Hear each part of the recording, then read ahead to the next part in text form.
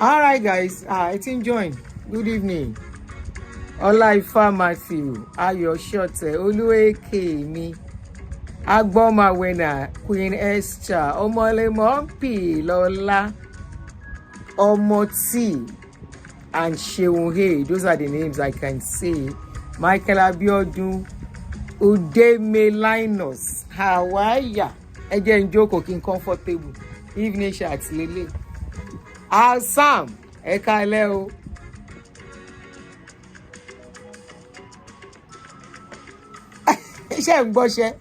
Only this show will keep my company while I do my assignment. Go and do your assignment, Gere. Ekale, good evening, everyone. Good evening, Felicia. Good evening, Rashida Banjoko. Good evening, Antonia. Good evening, good evening. Go and do your homework. Insane, good evening. How are you? Welcome, welcome. Olasumbo. Udeme, I don't greet you. I don't greet Udeme. Filmon. Alaja Shakirat. Alaja Shakirat. I hope you have gone to Mecca. This one I'm calling you Alaja Shakirat. Sure you don't go Mecca before I begin call you Alaja. Good evening, guys. Beatrice, how are you? Olufemi, Adejule, good evening. Wilfred, I don't greet you. Okun Ademodupe. Oh, that's why you've been wondering. I don't give you Alaja be that. Let me share on Facebook so they know we are online. You're welcome, guys. Good evening. How are ya? How are we doing? Welcome once again. Welcome to your favorite show. I am Auntie Aduni. In case you are just getting to see my face, I remain me, and I want to say welcome to you. To my subscribers on this channel, you are the real MVP. You're all welcome. It be like saying a family matter they reign now as it they hot. Yes, so listen. As it they hot, as it they hot. I did a show yesterday, but once. I did a show yesterday. Well, that yesterday show, I can't mess up there, but I've opened it back. I lock it, but I don't open them back. Because I messed up in that show. I was very tired. I went to go and carry a Jumobi video. Carry his picture, they can do Akala. When you are tired, go and rest. I was tired. I rested, but the sleep, people like say I never rest well. So I came online and I was speaking jargons. But later, my body came back to life. And the later part of the video is worth watching. But please pardon the earlier mistake. Adeniyi, thank you. Annie, good evening. How are you? I never share for you Facebook. Make I share. Those Facebook people go, then go slaughter me, then go say, Auntie Aduni, you let us know you were doing show on YouTube.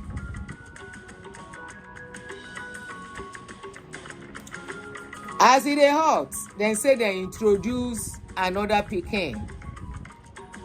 Now for where they introduce the Pikin, on the day of ex-governor Victor Omololu Olunloyo during his funeral.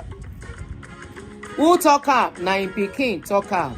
Im Pikin Kemi Olunloyo. Na she tell us say they don bring another Pikin wey dem no know.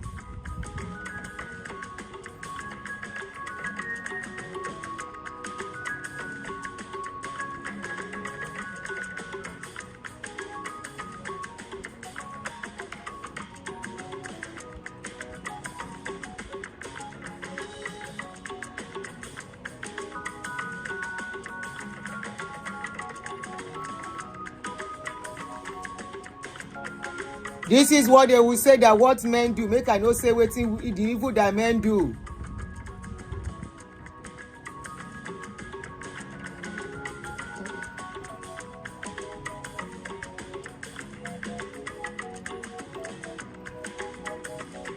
Then say anything wey man do, when he go finish, everything will come into the open. Because waiting, nothing is hidden forever. If you live carelessly, now when you kpai, everything go come out. If you live carefully as a family man, now when you kpai, everything go come. As you can't live, whether your family go dey happy with you, it doesn't matter whether dem do party, cover up, everybody see, but shey inside dem dey happy. Do they have fond memories of you? Kemi Olunloyo has been talking. She has been talking since the papa kpai. People say make Kemi Olunloyo keep quiet, make she go stay one place.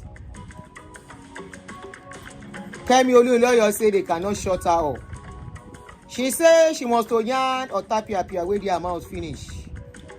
And she say she dey wait until the burial go finish.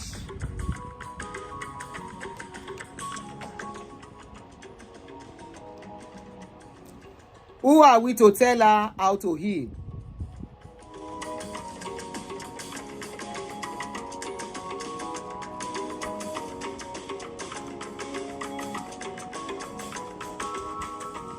Kemi Olunloyo, as we all know, has told us her story countless times without missing words. She has been very consistent with her story of how she grew up, how during Alimon's Go riots, what she went through, the abuse, how it was caused because of the carelessness of the father. Not only that, she has gone through so many things that obviously has affected her.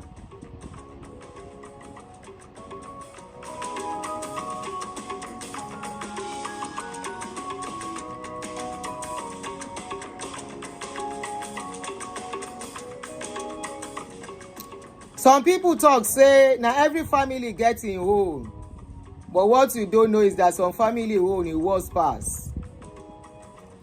As Kemi dey talk, na for people to learn from what she's saying. You cannot shut her up.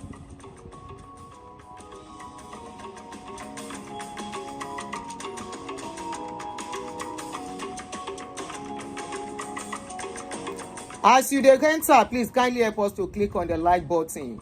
You are welcome, every one of you. It's gonna be a call-in show.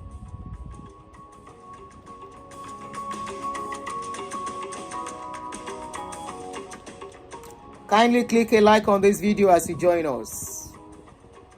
Kindly help us to click a like and kindly help us to share if possible. I never share for Facebook. I don't forget people wey dey choose Facebook. I say those people, then go they miss, but let me quickly share with them. I don't forget. Ó lágbára. Share and re-roll me. Look at this Romy. She don't go downstairs, gonna begin back for downstairs. Tó bá yá gòkè wá. We are going to make it a call-in number, a call-in show. Please, Temitope, kindly go ahead. Thank you so much. Is she telling the story of your family? Capital, no. Is she telling the story of my family? Capital, no. She is telling the story of her father and what happened to her. One thing I've realized is that we don't know that people go through trauma. Many of us don't know what trauma is, and that is why you will say she's exposing family secrets. Family secrets wey destroy person life, make person come cover and begin dance as onto. Abi make e dey dance kelewu on top of family issue wey affect her life in many ways. You don't know what trauma is, allow Kemi tell her story the way she wants to tell it. As long as she's not talking about your father, she's not talking about your mother, she's talking about her own biological father. This lady bring out picture of where our family member, our siblings. Thank you, sweetheart. Let me pin it. Tèmi Tọ́pẹ́ lọ ṣe work here o. Go and face your own work. I don't want to hear I made mistake. Go and do your own work. We like to shut people up in that part of the world that we come from. You are ravishing your father. You are doing and your family. Anybody we can want to help you. We don't know what trauma is. She doesn't have money for therapy. That's her own therapy. Ẹ jẹ́ fílẹ̀. Kò sí nǹkan tẹ́ fẹ́ ṣe. Àwọn family ẹ̀gbọ́n wọn ò lè ní kó má sọ̀rọ̀. They cannot stop her from talking. Our family. She even cut dates. She dey remember dates. Bring out picture. I didn't just want to use the picture. She still brought out a picture today of when she was being beaten. Of when she was beaten with marks all over her body. Somebody said she went to jail. Her family were rejoicing. Ẹ wá ní kó dáríjì wọ́n. The fact that some people are not speaking out, some people are not talking to their family again, don't disengage, don't block gbogbo family. One day and live lonely life, one day and live dada. Wọ́n wà láyé, because that is the only thing that can give them peace. Family, oftentimes it is not by blood. If you are lucky to have a family that is united, clap for yourself. If you have a perfect family, clap for yourself. We shut people up. We hear of stories here, and we will be shocked when we are listening to such stories. They allow people to talk here, and they have pity for them. They empathize with them. They empathize with them. They help them get the needed help. But in our own country, as a people, we will damage the person more by telling her or him to shut up. We will damage the person more by insulting and cursing the person out. Somebody that is under pain already. Somebody going through trauma. We will curse, we will insult, we will even tell her that that person deserves what they are going through. We know how to nail victim as a people. We go carry victim, put them inside coffin, nail that coffin, make them pie inside. But Kemi is telling you that she no go pie. She said this na her story. Allow me to speak my story. Anyway, most of us know the story. And today, the burial of the father was done. So I was on a page. I don't even forget. I opened Facebook. Now Facebook pop up as a post to me. And I said, oh, today is this man's burial. And I said, let me just see what was going on. To not post the copy. I said, today is this man's burial. I've even forgotten. Let me see what was going on. And I was on her page. And I was seeing updates back to back. Today, either she said she's not part of the family again, or she said she's part of the family. I want to tell you, today will be one of the most traumatized life of her life. Today, that they are burying that man, and she's not there. The agony she's going through is better imagined. Irrespective of whether she says she doesn't want to do anything with them again, or she still wants to do anything with them. For the fact that the burial was going on, she's seen all her siblings, their mother, and every activity, seeing the coffin of that man.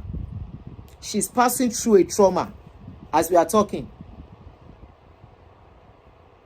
She's been traumatized, irrespective, seeing the video, looking at everything. She's going through another phase of trauma. But because of the kind of people we are just the kind of people who will see people in pain and you say, move on, it has gone. Why Idonyibo? Do you know why we have a lot of bruised people in our society? It's because people don't go through the necessary help when they are traumatized. Here, what do they do for them? They get them help. Just have ordinary case, divorce case or whatever, or some cases that can cause you trauma. Immediately they are telling you, do you need a therapy? They will even advise that you get a therapist free of charge. Go to social media, go to Google, just type. You will see help for whatever. It's free of charge. They have them that the government is paying for, except you don't want to seek the help. You will not pay a dime. They will give you that necessary therapy and all that free of charge. But in our own country, thank you to wellness and emotional well-being support is what they are called. But in our own place, go on now, kí ló ṣẹlẹ̀ sí ẹ tí ò ṣẹlẹ̀ concerning kan rí. Wetin happen to you when no ever happen to somebody? I beg, make we hear her word. So person went through it, they are okay today. That person went through it, and so fucking what? That is why we have a lot of damaged people. And you see damage, married damage. What are they breeding? Breeding damaged children is in our society. Somebody say even when you lose a co-worker, they offer you, God bless you, counseling free of charge. Look at schools. When there is incident in schools, whether an incident, whether they buy somebody in school, all those children in that school, they will go through therapy. They will go through counseling. They will give them support. They will monitor them before they start school again. Why do they do that?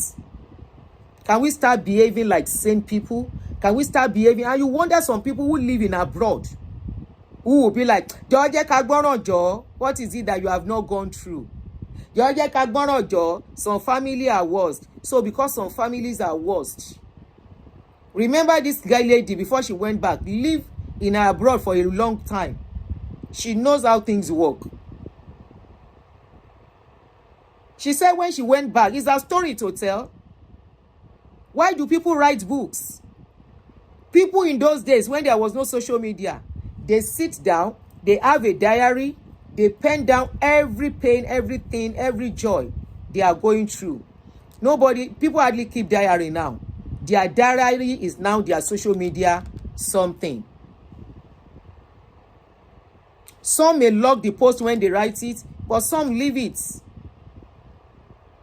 Some don't use social media. Some still write books. One of those books gave me hope in those days before I come to social media. One of those books of somebody who wrote about her trauma as a widow. I bought that book. That book helped me every step of the way. Because the trauma I was going through then, the pain I was going through, nobody could understand me. Nobody I could talk to that could feel what I was feeling. Because everybody was just telling me it is well. It is well. And I know it is not well.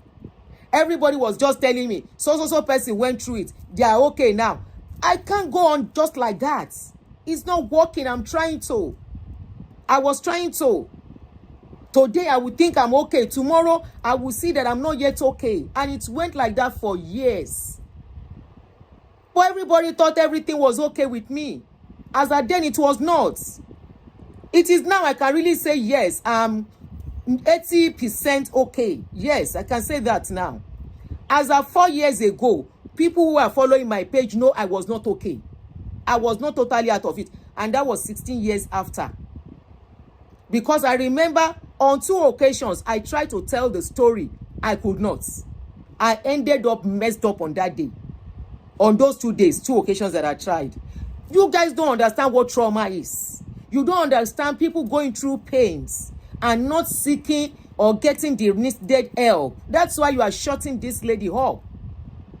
We are so kind of a people that, honestly, I don't understand the kind of species we are as a people.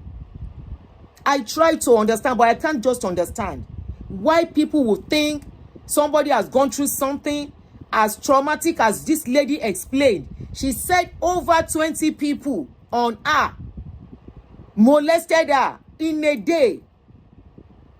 And you think she will be okay? She said she saw her daddy tying somebody with a fan, beating that person. So many things. Of course, she might exaggerate some. We can't say. We can say after all this year, she's supposed to go, to overcome it and just to move on. But you didn't wear the shoes with her. It's just like somebody who will go to, you have not experienced what is called widowhood. Somebody lose her husband or somebody lose the wife, and under one of some months you are telling, ṣé òun lọkọ ẹ̀ máa kọ́kọ́ kú ni, or ṣé òun níyàwó ẹ̀ máa kọ́kọ́ kú ni. Ẹ jọ̀ọ́, if you see her still crying or other 1 or 2, 3 years, you will tell the person, after all, ṣé òun lọkọ ẹ̀ máa kọ́kọ́ kú ni. Or somebody that loses a child, and you tell her, ṣé òun níyàwó ẹ̀ máa kọ́kọ́ kú ni. Jọ̀ọ́ gbọ́ràn jọ̀ọ́. No. Even this divorce, I'm still going to play this video. Or let me pause here for now and play this video. No, it will distract me. I'll play this video. Even ordinary divorce that we think is ordinary, to some people is very traumatic. To some people, they don't get over it. To some people, it will mess everything up because they couldn't cope with it. It's more like a loss of everything they worked for, loss of everything that gives them joy was suddenly taken away from them. And people will say, Josh, divorce, we take a walk. We can say take a walk to encourage people, but we can't tell them how to heal. We can encourage them by saying, look, ó máa ń ṣẹlẹ̀, tó bá ń ṣẹlẹ̀, kò sí nǹkan tó máa ṣe sí, please move on. I have not experienced divorce, so it might be difficult. Okay, me experience divorce. No, I won't say I experienced divorce. I've never experienced divorce. So I might not be able to really, feel the pains of people who went through divorce. But in my own situation, I can advise people. I can talk to people. People who walk through it can align with me when I try to talk to them. They will reason, they will understand, and I will understand when they talk. For example, ẹni tó bá lose ọkọ ẹ̀, tó bá sọ fún mi wípé òun ń lálàá, òun rí ọkọ òun, I can tell her pé yes, ó máa ń ṣẹlẹ̀ bẹ́ẹ̀.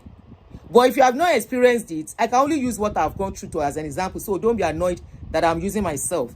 Now, if you have not experienced it, somebody is telling you, kílé tó ń rọ́kọ ẹ̀, ṣé òun ronú ẹ̀ ni? No, she doesn't have to ronú the man kó tó lálàá rí.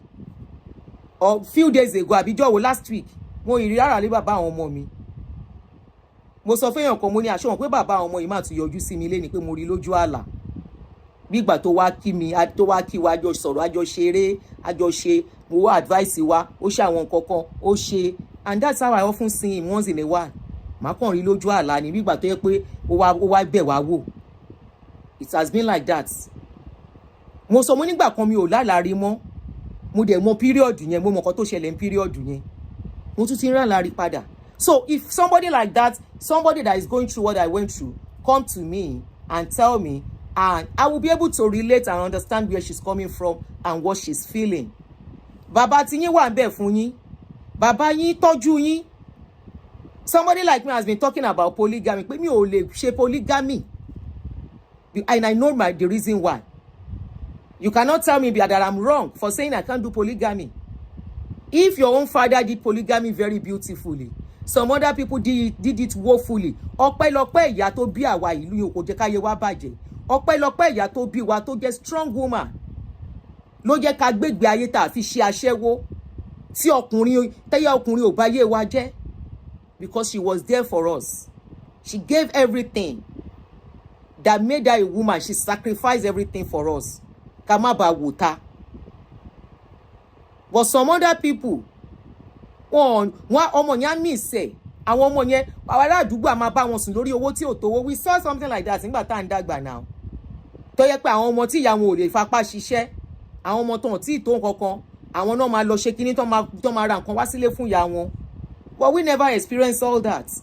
In all of this, a tún jẹ oúnjẹ gidi.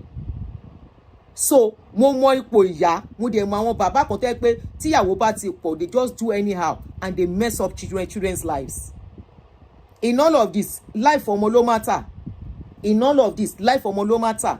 Anyway, so Kemi came out and she has been updating, like I said, since this morning.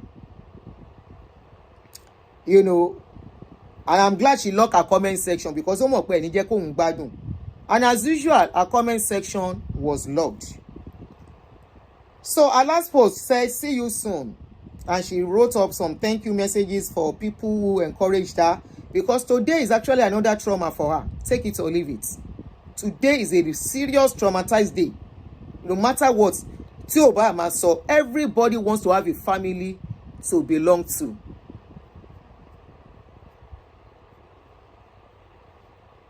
Everyone wants to have a family to belong to, no matter what. Why do children who end up in a foster home still go looking for their parents later on? Why do you think they do that? It's because they want to know that their family, they want to know why they gave them up. They want to know why they have to grow up in somebody else's home.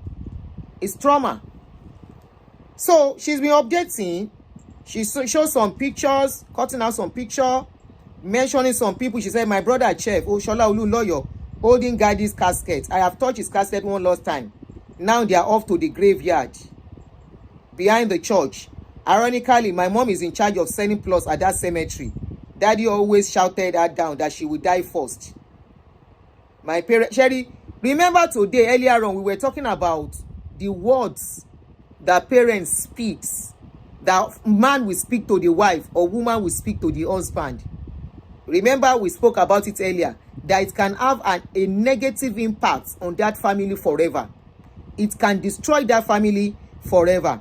Emma Boni, Baba woman so wípé the mama will die first. Mama ẹ fi pé mama gbàgbé. Mama may not gbàgbé, but this lady is not forgetting all these things. Now she went on and also, you know, at a point she even made a funny post where she said they should bring the tithe and this offering they were giving in the church. When I saw that, I said, okay, this is good. At least she's making some, where she said offering time. Said all those offerings to me, oh, I suffer under this man. It drove me to poverty. Telling every government official not to hire me and writing premium times and Tribune to paint me mentally unstable. The article ruined my life. She put the link to that article on her page. You know, she's telling her story. Okay, here on that story, the link, it says former Oyo governor denounces daughter over social media post. You know, and everything is there online. When her father was doing his own online, denying the girl publicly, ẹ wá ní kọ́ ọmọ má sọ̀rọ̀ bàbá ẹ̀ náà publicly. Kí ló dé tí bàbá ò lè bu àṣírí while he was alive? No, sorry, what is good for the geese is good for the gander. Ìyá èèyàn ni, bàbá èèyàn ni, ọmọ èèyàn ni. Everyone, no matter how little, ni wọ́n ní emotions wọn. Bàbá denounce ọmọ publicly lórí pé ó ṣe social media post. Gbogbo ẹ̀ òun lọ́mọ yẹn gbé link yẹn síbí. Let me just read. The Second Republic Governor of Oyo State has denounced his daughter, Kemi Olunloyo, for directing verbal attacks at him and other notable individuals. The former leader also revealed in a heartbreaking statement that Kemi, who was 52 at then, that was 10 years ago or 11 years ago, had a history of mental illness and several efforts by the family and other well-wishers. Family wo ló máa bọ́ta and say pé èèyàn ní mental illness téèyàn máa dáríjì wọn tó bá tiẹ̀ ní mental illness. Ṣebí some of you that you are crying now that Kemi should have ignored, should stop talking. Kí ló dé tí, why can't the father, when they know she has mental illness, why tó jẹ́ pé wọn ò cover àṣírí yẹn? Mental illness yẹn ló débi wípé many people ò fẹ́ gbọ́ mọ́. Many people don't want to listen to whatever she's saying, either she's right or wrong. Òun ló di wípé today, who wants to hire a mentally deranged person that the father said is mentally not okay? Ẹ dẹ̀ ní bàbá ẹ̀ kọ́ lóru ìnẹ̀. Ẹni kó má sọ̀rọ̀, you say she should stop talking. Why will the father say this kind of a thing? Nípa ọmọ tó bí. Èmi àti yín, you that you are watching me, we are all parents. Ẹlòmíì bá ṣe ń sọ̀rọ̀ yìí, ọmọ ẹ̀ ní issues. Neighbor ẹ̀ ò mọ̀ pé nǹkan kan ń ṣọmọ ẹ̀. Àwọn ọ̀rẹ́ ò ní mọ̀ pé nǹkan kan ń ṣọmọ ẹ̀. A lot of people will not even know that something is wrong with the other child. Abu àṣírí yẹn. Ẹlòmíì ọmọ ẹ̀ ti lọ sẹ́wọ̀n ó ti dé. Nobody will know. They will cover it until tọ́yọ̀ ọmọ yẹn máa ṣe dáadáa padà. Let me continue reading. So they went on. They said the former leader also revealed in a heartbreaking statement, okay, I think I've read that Kemi had a history of mental illness and several efforts to help her as by the family and other well-wishers to moderate her erratic behavior has been fruitless. Describing statement credited to his daughter as utterly irresponsible, libellous, and repeatedly painful, the octogenarian apologized to everyone who has been attacked by his daughter. I would like to apologize without reservation, the man was quoted. To all persons affected, I hope and pray they will graciously accept the apology. Mr. Olunloyo, who was a governor under the NPN, said even her family is not safe from Femi public attack. He specifically mentioned and apologized for Kemi's attack on former President Olusegun Obasanjo and Adeboye, Oyedepo, àti Joshua Temitope. He also denounced her attack on foremost Nollywood actor Jide Kosowo, who Kemi had called a ritualist after recent demise of his third wife. There seems to be a curious pair of writers and abode residents in Ireland and Kemi Olunloyo, who sometimes curiously act separately and sometimes in union. Some of their most unfortunate victims are their half siblings, and the man went on and on, doing some shalaye and all the rest. Now, your father publicly come to public. Number one, this lady was known as a journalist. The people she's talking about can as well take her to court and make her pay damages. It's in Nigeria, because you write something, they will throw you into jail. Why can't the father just apologize to everybody and say, Ejo, ẹ má bínú, Ejo, anything that she says, ẹ bá mi dáríjì. Okay? Or keep quiet, like you want Kemi to keep quiet. What is good for the geese is good for the gander. We are talking about somebody that is a journalist. Yes, she might go out of the way to say some things that are not okay. Ejo, they do reporting here. Wọ́n gbé story àwọn èèyàn bí, ó di èèyàn mélòó náà gbé lọ sẹ́wọ̀n.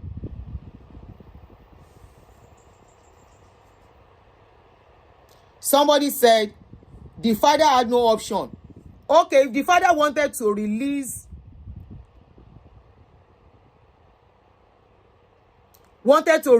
a statement to apologize, he has to say the daughter is insane. She said it was because this man claimed she was insane, nobody wants to hire her again. Sherry, we have different ways of coping. Ọlọ́run má jẹ́ n rí o, Ọlọ́run má jẹ́ n rí irú ẹ̀. But èmi ò ní bọ́ta kí n sọ wípé ara ọmọ mi ò yá. Narcissist parents no man ṣerú nǹkan bẹ́ẹ̀ yẹn. Why can't the man? Okay, the man was ready to come and apologize and term Kemi a mentally deranged person. Kí ló dé tí bàbá yẹn ò ṣàlàyé gbogbo allegations tí Kemi fún? Why he can come out, Abi, to come and explain this is what she's doing, she's insane, she's not okay. Why can't that man, that same man that could call press conference, why can't he explain every allegation that lady is throwing at him? Kó ṣe fóun. Òun tó lè bọ́ta, tó lè lọ́mọ òun mentally imbalanced, kò wá okay. It was just a way to shut the lady up. And I think it was not necessary. You don't have to go that route, that deep. Let's assume, I want to accept, okay, Kemi was not mentally sound. Let's agree she was not mentally sound. Wọ́n ní tí akátá bá léwó ẹnu adìyẹ kan náà ti ń gbọ́. Kò ṣe ara ta lè máa sọ. Every other person may be saying it. We know her, the parents are covering up. She's not mentally sound. It's all okay. Neighbor can say it. Friends can say it. Not her blood. I'm not speaking for Kemi. I don't talk to her. I've never spoken to her in my life. I am looking at things. I'm looking at it as a parent.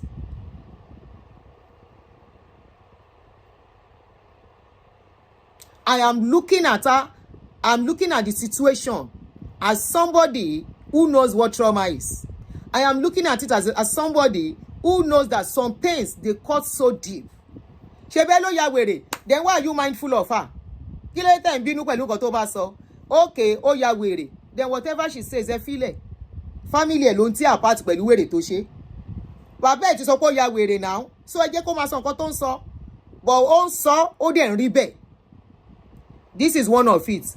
Today the father was being buried. Number introduce, you come and see drama. Come and see drama. As we are talking, àìmọye many parents tó jẹ́ pé what they are dealing with their children, I repeat, with their children, with one or two of their children, their family, their own family, gongo extended family, will not hear about it. Why? Why?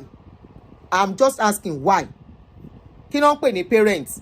Parents máa ń daṣọ bo ọmọ ni. Ó máa ń bo àṣírí ọmọ ni. Ṣé wọ́n ló ya wèrè ni? They fuel the wèrè. They fuel the wèrè. Now come and see this video. I see the video mo lanu báyìí. Come and see shock. They said the papa has a child that none of them know about. Now when they were doing the burial, the child was announced. Kemi thought she was number 2. They ended up putting Kemi in number 3. Wọ́n tiẹ̀ tún sọ, kíní kan number 1, kíní kan number 2, Kemi Olunloyo number 3. And Kemi thought she was number 2. Èní ni Kemi mọ̀ pé òun ò ṣe number 2, number 3 lòun. Bàbá òun láwọn ọmọ mi, ó lọ́mọ kan síta, kó tiẹ̀ tó bí òun rárá. That means before she even came, the papa don dey born for another place. The evil that men do. Ẹ jẹ́ àgbọ̀. Some people didn't see anything in bad in it. Oh. Some people, somebody said, the father must be keeping it, but it doesn't mean that the family does not know. Some family members, eléribu the majority family members. Àti pé kò tiẹ̀ sí nǹkan tán máa ṣe tán bá mọ̀. There is nothing they would do. Family members náà ló máa ń cover nǹkan fún yàn. That ẹni tó wà nínú ilé will not know anything. We discussed this thing 2 days ago. I was it 2 days ago or yesterday when I was telling a story of one kí ló ń porúkọ ẹ̀.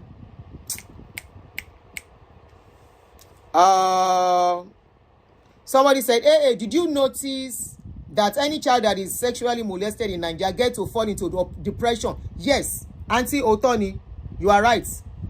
You are very right. They fall into depression when they get into Western world. Wasn't it yesterday we were discussing it when I told you of a story of a custom officer.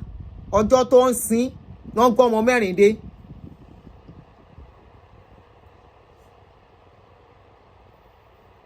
Ẹ jẹ́ ká gbọ́ kínní. Happy child, I agree. Nobody should blame the father. Nobody should blame Kemi too. Ibi tó ń jọ dé. Ó yẹ jẹ́ àjọ máa gbọ́. Ṣé if 2 people craze, no be too much crazy be that. Pikin dey craze, baba come follow am craze. The craze go double. So double crazy là ń rí yìí. Ó yá ẹ máa wò ẹ wòran. All right, and all 3 Olukemi live stream. 002, that should suffice. All right, and all 3 Olukemi Olunloyo. A round of applause for them, please. Please appreciate everyone. 004 is Olushola. Thank you very much. We appreciate you. And 005 is Olufunke. You can see the Olu in all the OOs. We appreciate you, ma'am. And we want to appreciate, yes, in absence, he has gone to be with the Lord. 006 is Akintayo. The Lord rest his soul. 007, my friend, Ayobami is here with his signature cap. My party from UK. We appreciate you. 08 has also gone to be with the Lord. Oyeleke. The soul rests in perfect peace. 009 is Abiola Abike. A round of applause for 009. We appreciate you. And 010 is Ade Diwura. Thank you. We appreciate you. 011 is Olumide. Thank you all. We appreciate you. Thank you so much. So those are the double O's. And there are also families and friends here. And from the IA Olunloyo'S family, also we appreciate you. Thank you so much for coming. The clerics are also here. All right, so that is the video. And if you look at those people when they were showing the video, let me reduce the volume so I can be talking. You will see the shock written over their faces. And in fact, ordinarily, nobody would have noticed. You would have think they were looking for something until I saw a write-up. And I was like, wow. So she said she was put in number 3 instead of number 2. And I went to look at that video closely and I could see that actually then it's like some people were actually shocked at that. I'm looking for the post again so that I can read what she actually said. Okay, she says, shocking development. My dad had another daughter out of the marriage who none of us knew. Watch how she's introduced and my sister's Yemi's OO face. He now had 4 children outside the marriage. My mom allowed it. I hate polygamy. It caused my intellectual family's downfall. This is why ọ̀rọ̀ Davido kò fọ̀rọ̀ Davido lẹ̀. So watch the video again. I'm gonna need the volume. Okay, already ni and 003 Kemi Olunloyo. A round of applause for them, please. Please appreciate everyone. 004 is Olushola. Thank you very much. We appreciate you. And 05 is Olufunke. You can see the Olu in all the OOs. We appreciate you, ma'am.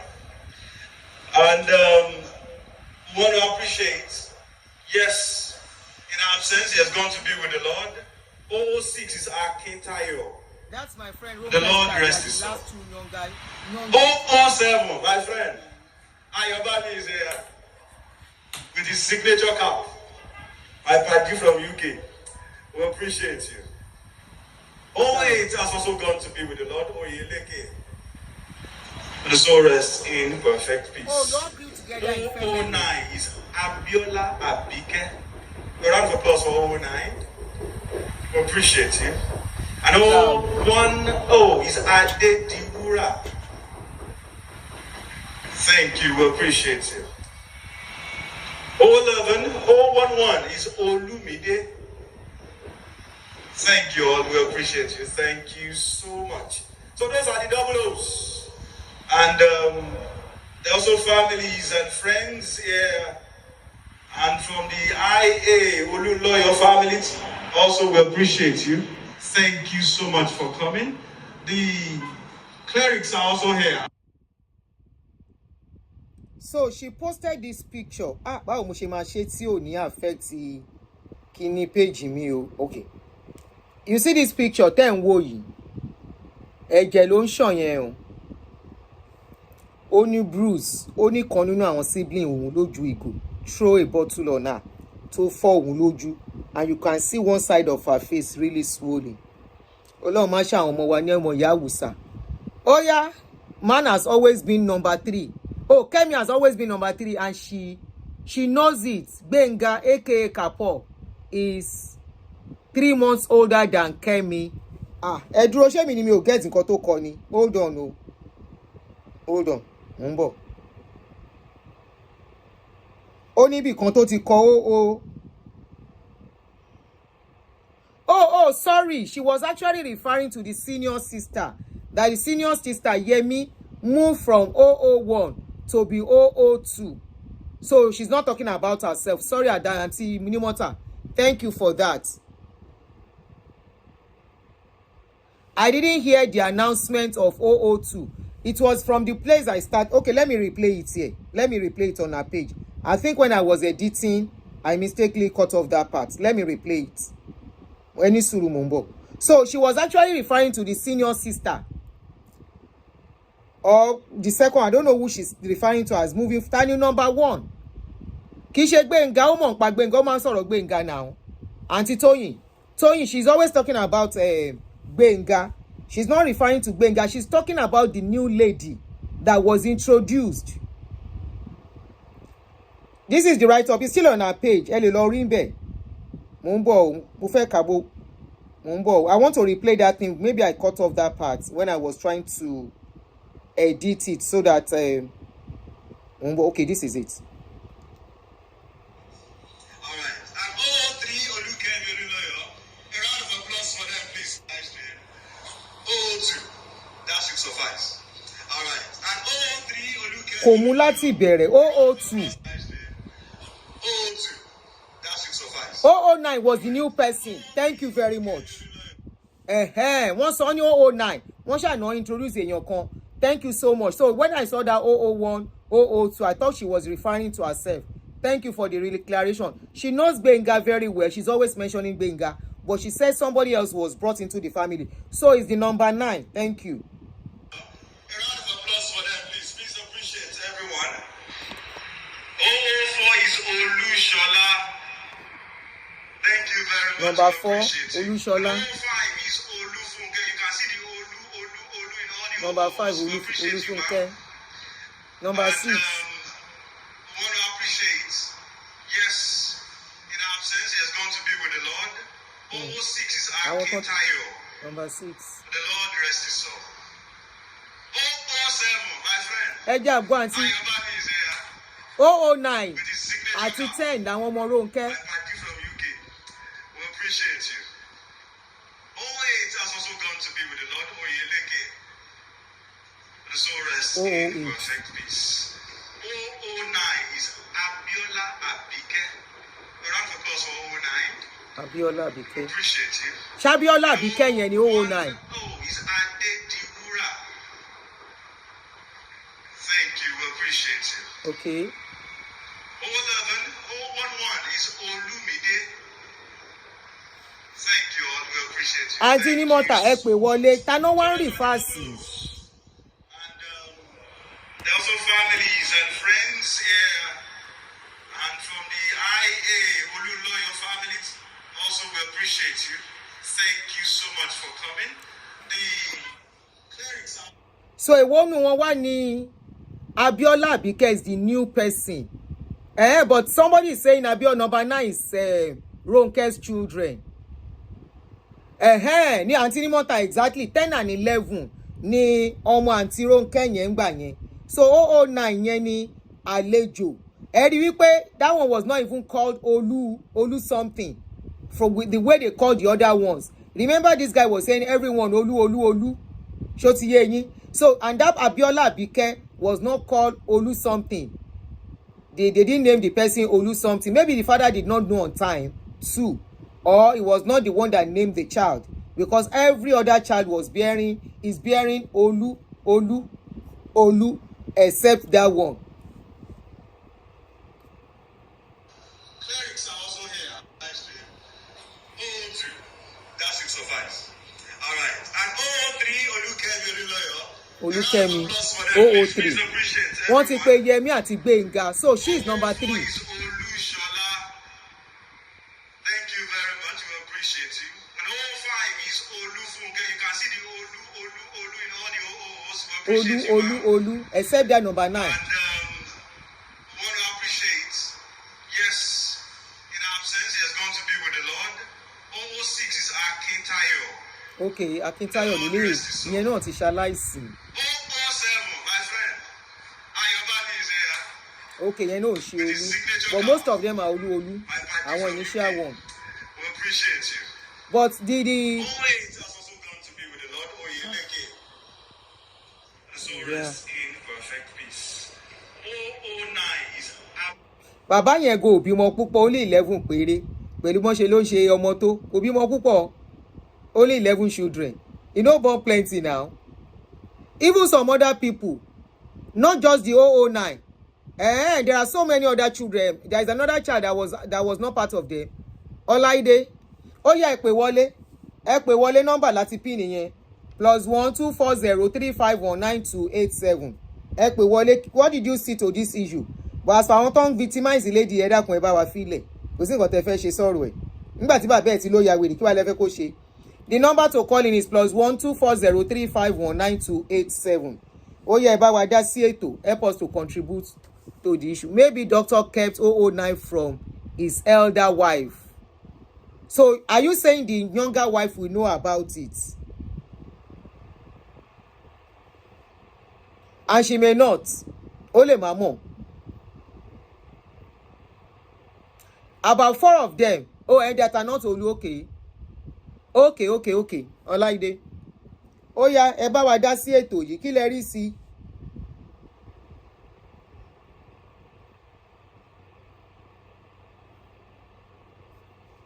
Picture wo rè?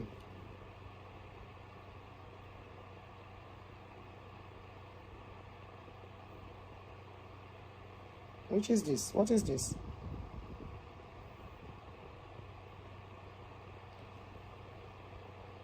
Yes and no. Dẹ̀ pé wọlé. Àbẹ́mi nìkan ni wọ́n máa sọ̀rọ̀ all the time ni. Mi ò sọ̀rọ̀ mọ́ tẹ́ ẹ bá pè wọlé o. +1 240 351 9287. Ẹ bá wa dá sí ètò. What do you think? What do you see? Do you think Kemi will stop? I don't see her stopping anyway. Okay. If you call, I miss your call, I will call you back. Hello, Saturday. Ma. Hello, Saturday. Yes, ma. Mo máa ń like the contribution yín. Ó yá. I dey gbádùn your contribution. You see, my take in this is like, how can I go about the number 9?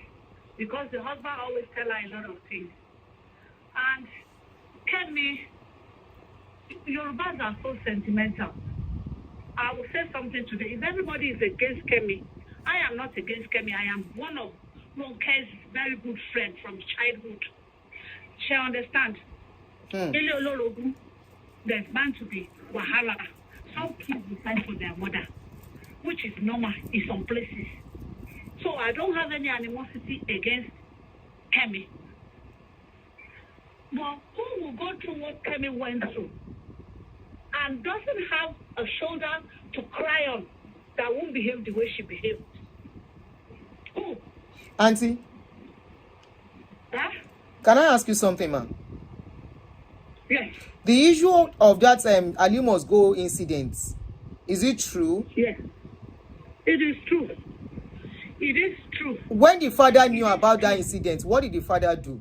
Do you know anything about it? No, I don't think the father did anything than to send her away to England. To Ah. America. You understand? And she that is abusing Ronke, I said, remember I told you I was going to call you after the show when this saga first started. Kemi better know today. She's calling Ronke a prostitute. Ronke is not one. Ronke is somebody who is very, very bubbling and very, very outgoing and very, very articulate. There's no corridor of power she can't knock at. When doctor was broke, Ronke was the one paying the school fees of all these children. Courtesy of Babangida.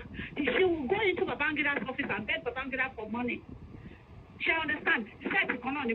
We all grew up in Ibadan. And wow. You know from the story I'm telling you that you know, you understand. Yes, ma'am. Benny. Yes, ma'am. I do, ma'am. So I know what I'm talking about.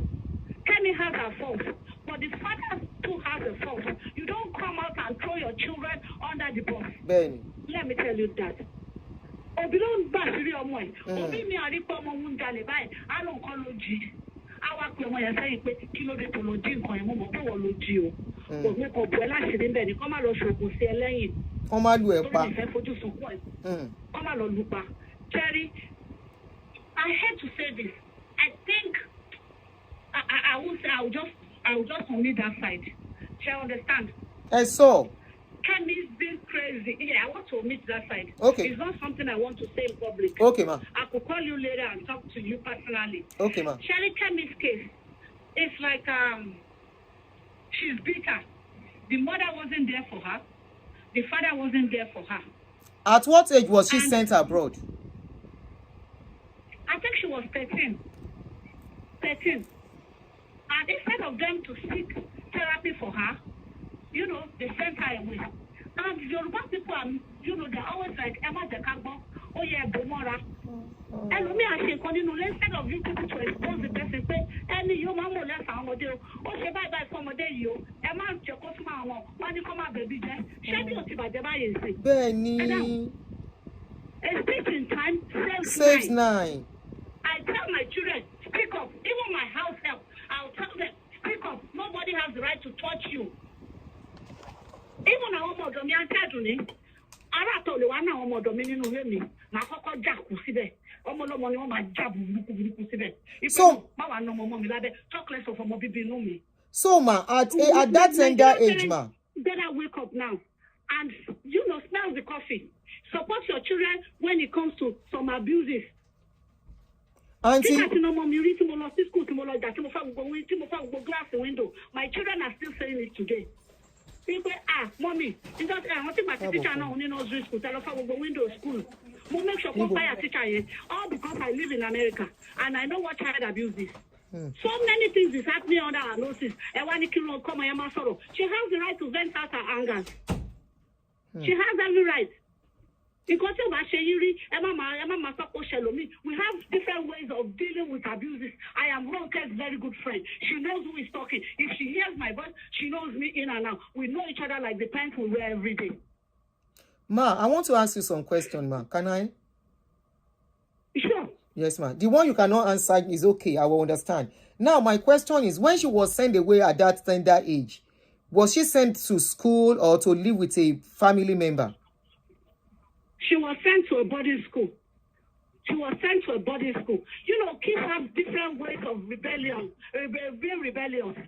Maybe what happened to her, she was very, very rebellious. And parents, they say, okay, America,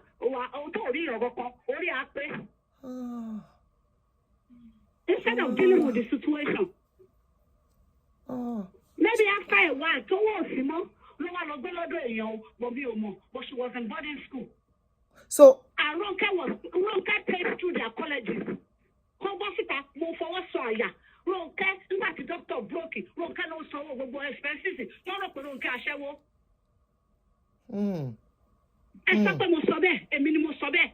Ronke is very close to. Just leave it. So, she's just bitter. So Ronke covered her father's nakedness, but when he was broke. Yes. Ronke Benetton sorrow. I won't come on me. We all grew up in Felele. So while she was as the Olunloyo'S. While she was in as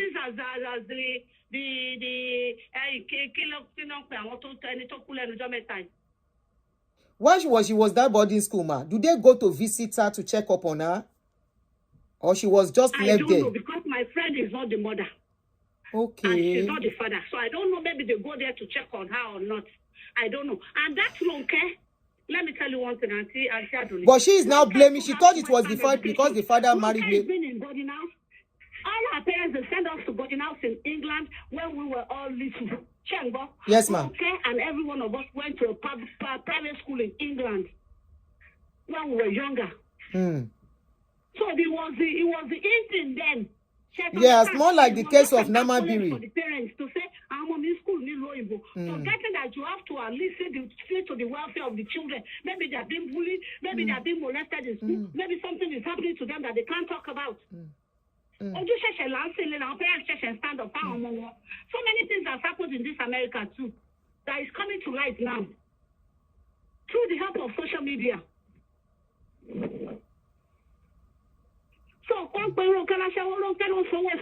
So, ma, at what point?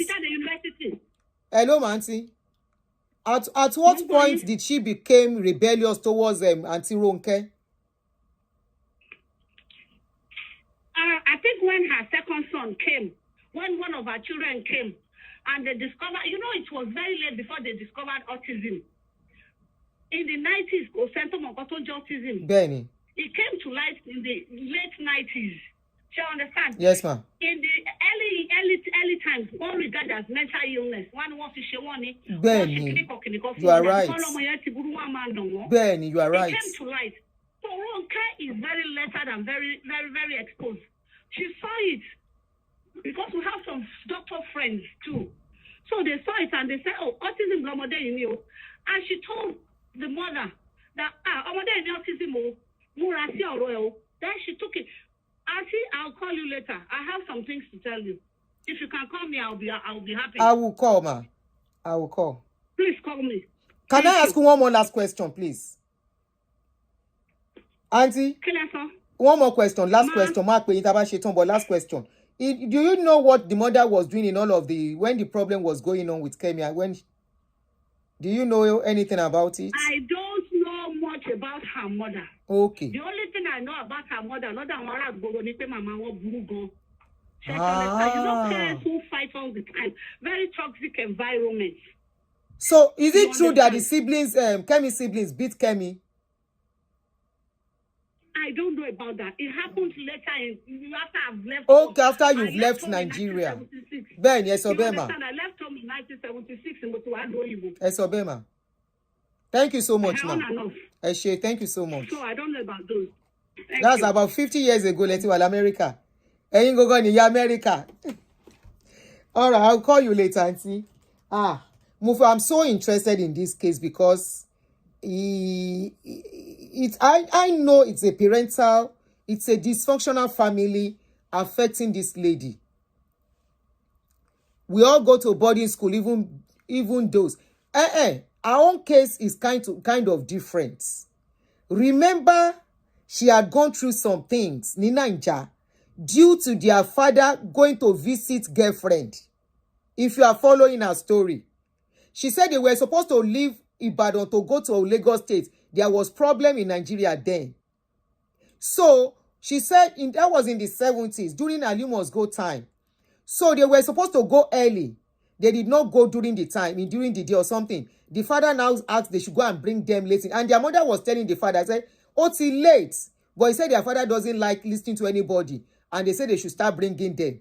So they when they were Emma Farabale, go story lady yi. What she said she saw. So when they were going on the way, they came across protesters who recognized their father's car as a government car. Shengbomi, they saw the father's car. Remember, the protesters are fighting against government. They now saw the father's car.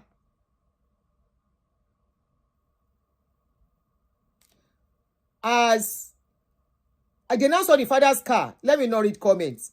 Let me swipe comments. They now saw our father's car. It's a government car. Remember, the Olunloyo'S go people are fighting with government. So immediately they saw the car. She said they surrounded the car. And they started molesting her. Tearing her up, dipping her and all the rest. What she said, go and read it on her page. In the process, I think she said whether they were fighting the brothers, they were beating the brother too, Tayo. She said that was what made that boy. Accident in Abono Luomo. During that period, the same time. Whether she said the brother was beaten, I can't remember. Or she said her brother they had accident or something. And their car was burnt. Official car, yes. I think she said their car was burnt or something. And in the process, that was what made Tayo to become wheelchair bound till that guy died. And she saw everything at that tender age. And I think it was immediately after that incident, they now sent her out to go and stay in abroad. Farabale go story lady yen. It was in the car and the car was on fire. Thank you. Mosha Mokwe, it's got something to do with fire. It was during the process, the guy became paralyzed and he could not walk again. Something happened with his brain. And she was molested. And she was part of the discussion when they were telling them it was too late for them to go. And the father said no, they should start embarking on the journey with a driver. And they ran into protesters. Àti gbanye ni nǹkan ti ṣe lady yẹn. And they knew. Bàbá ẹ̀ mọ gbogbo eléyìí. Kí ló dé tán mójútó? Kí ló dé tán mójútó? Was it to leave Lagos to Ibadan or to leave Ibadan to Lagos? Wọ́n ṣà ń lọ síbi Ibadan, either Lagos or between Lagos and Ibadan ṣá. Ni wọ́n lọ, ẹ má bínú. Nǹkan tá ń kà, tá ń follow up ti pọ̀ jù, gbogbo ẹ̀kọ́ la máa rántí. Thank you. Whatever I get wrong, please just correct me there. Somebody went through all that trauma. Ẹ wá wò pé kò go through nǹkan kan. At that age, the car they were in was set on fire. She was over 20 people tọwọ́ bọ̀ ní gbogbo ara. They were going to Lagos. So it's corrected. They said they were going to Lagos, not Ibadan. I know it was between Lagos and Ibadan, Sha. She went through all that. wọ́n tún wá send her away, and in the process ó tún bí ọmọ tó need the help. What help no fún? You can say it's her decision. Ẹ jẹ́ ká gbàgbé ọ̀rọ̀ relationship, because I think she was not even lucky with relationship too. I don't know much about her relationship. I only know that they say she has 3 boys, 3 children, and one of them has autism. And autism is not something you should even insult people. I mean, used to cause people. Very traumatizing. She probably gets to experiencing PTSD. You can't tell her how to heal. The worst part, she later found out that her father was with a... Yes! Olunloyo, thank you. And I think it's one of the reasons that she refused to accept Ronke, that no, it was because of a girlfriend that all this happened to me and my brother. And she said that her brother Tayo, she loved that guy. She's always saying it. She loved Tayo. Up till now, anytime the memorial of that guy comes up, you will see her put a post for that guy. Mo kan tó ń pè ní trauma. Majority Nigerians they normalize trauma. They make trauma seems as it's bread and somebody eating bread and egg.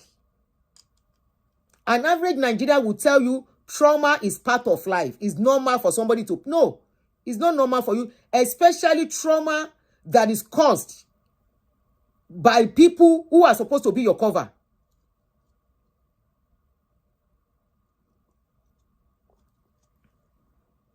Sherry, what Nigerians don't understand is that the more you traumatize the traumatic person, the more she will become vindictive. The more you traumatize somebody that is traumatized already, the more you make her feel like you just... What do you just throw her pain as if it's nothing.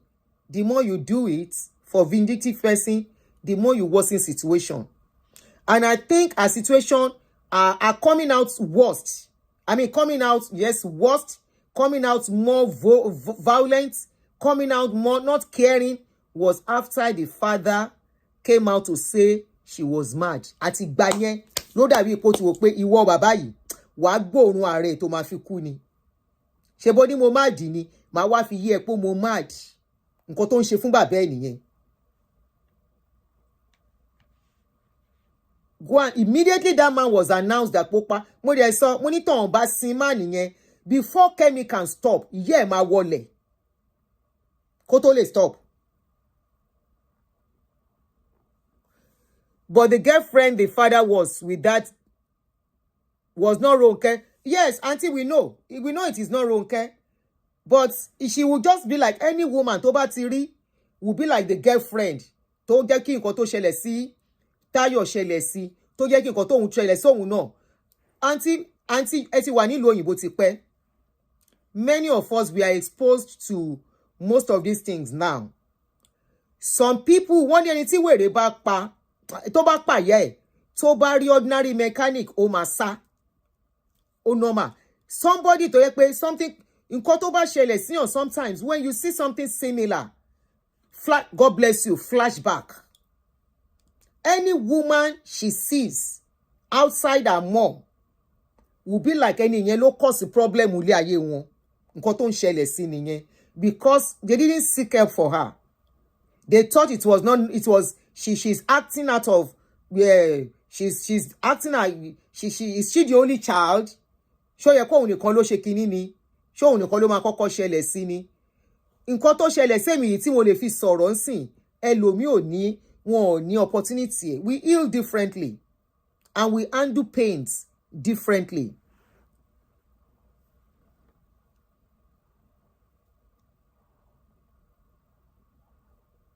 They noticed ìgbà tí kinní yẹn ṣẹlẹ̀ sí, probably it was immediately that thing happened to her, she started misbehaving. Honestly, with a lot of things that I hear,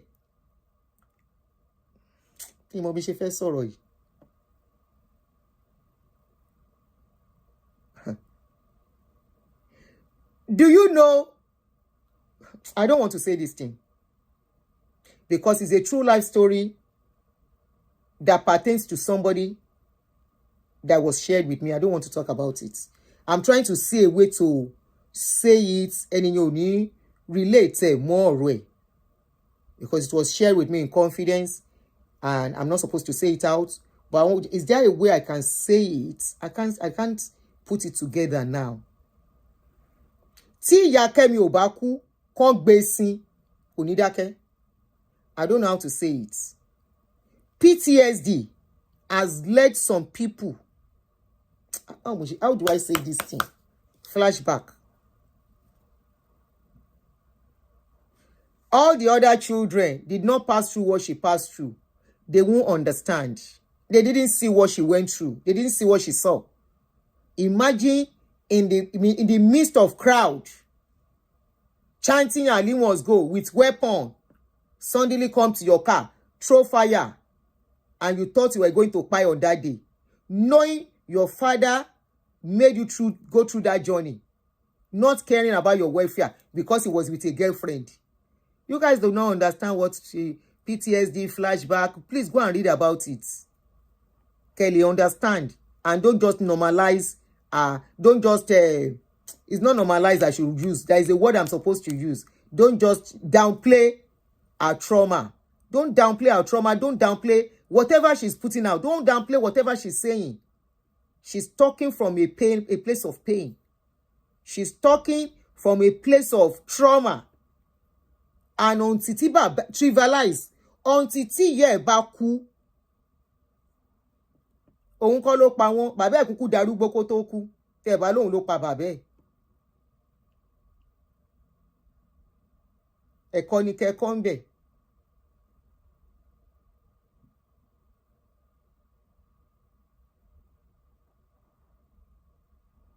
Ẹ̀kọ́. Remember she said one of the children, pé bàbá wọn máa so mọ́ fan. Boy, that one does not bother. That one, Gbenga, I think it was Gbenga. Ó ní bàbá àwọn burú. Ṣé bá gbélé ni?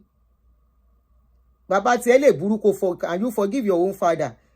The baba was burú to every other child, most likely. But there is a child that will not be able to handle it. Remember, this is not even about her father. It's about what she thought. What is working in her brain is different. She thought her father put her through it. She thought her father made the brother to become paralyzed. You say somebody's auntie said, even I have a friend who is bitter, very bitter with her siblings because her dad molested her. The dad started bullying her. Afterwards, she became rebellious. Again, Pine. Ó dà pa àwọn èèyàn kì í mọ nǹkan tó máa ń ṣẹlẹ̀. Ẹ kàn máa normalize nǹkan. Ẹ máa sọ wípé tó bá ṣe bẹ́ẹ̀ nǹkan, ṣé bàbá ẹni ni bàbá ẹni.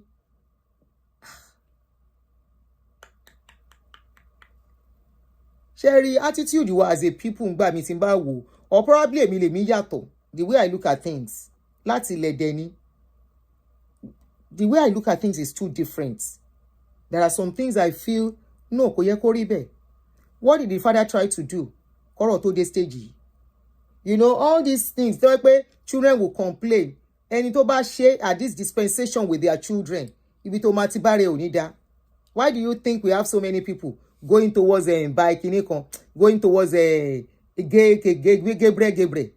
Why do you think so? Many of them is because of one abuse or the other from whoever.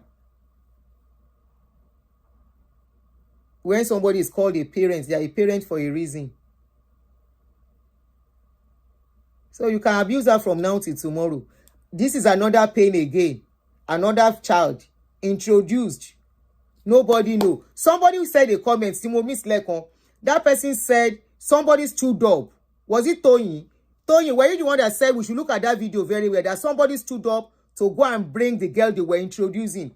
And I didn't even see that.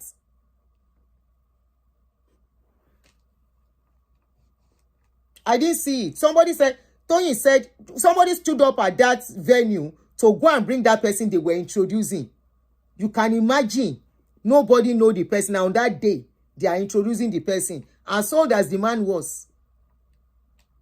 The same thing Tom went sunkún fún tó affect ọmọ ẹ̀dẹ̀ ní ó tún ṣẹlẹ̀ lọ́jọ́ burial. The same thing still repeated itself on his burial.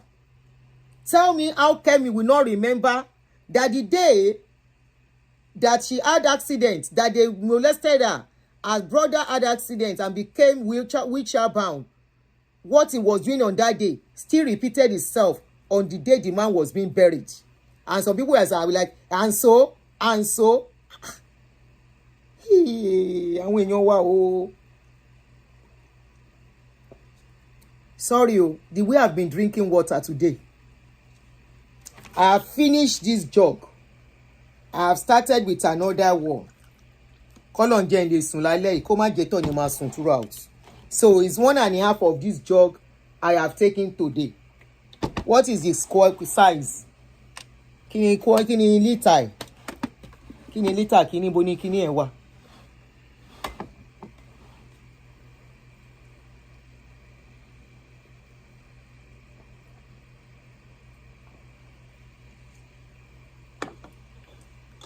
On the day of burial, another pikin still come. Tony, were you the one? Ẹ jẹ́ ká wo video yẹn lẹ́ẹ̀kan sí. Let's watch that video, please. You said they went to stand up to bring. That should suffice. All right. And 003 Kemi live stream. 002. That should suffice.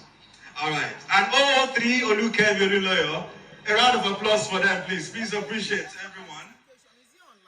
004 is Olushola. Thank you very much. We appreciate you. And 05 is Olufunke. Look at those women. They were looking pé kí ló ń ṣẹlẹ̀. Ẹ wá wo yàn yẹn tó ń garun. That's my friend later spoke up after 4 children because she couldn't hold the relationship after speaking up. The aunties and past. Ó máa affect àwọn èèyàn gan say. Oh, just a post. On Abby, is it on Facebook? Kemi ò lè rest. Ǹjọ́ ìyá ẹ̀ bá kú tán bá sì ìyá ẹ̀ ló bá tó gbé. Ìyá wọn náà dá wàhálà lẹ̀.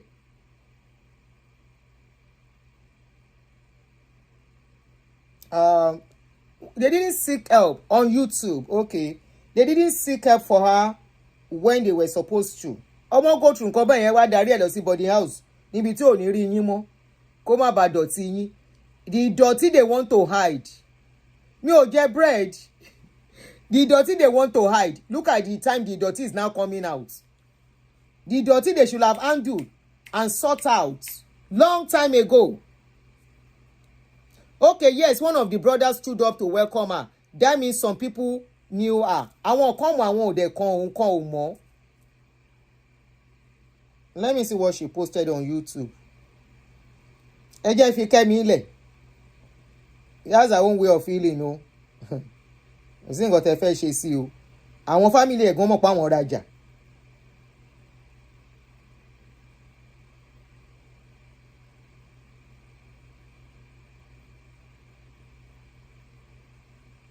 Is it the one she said she has forgiven her dad?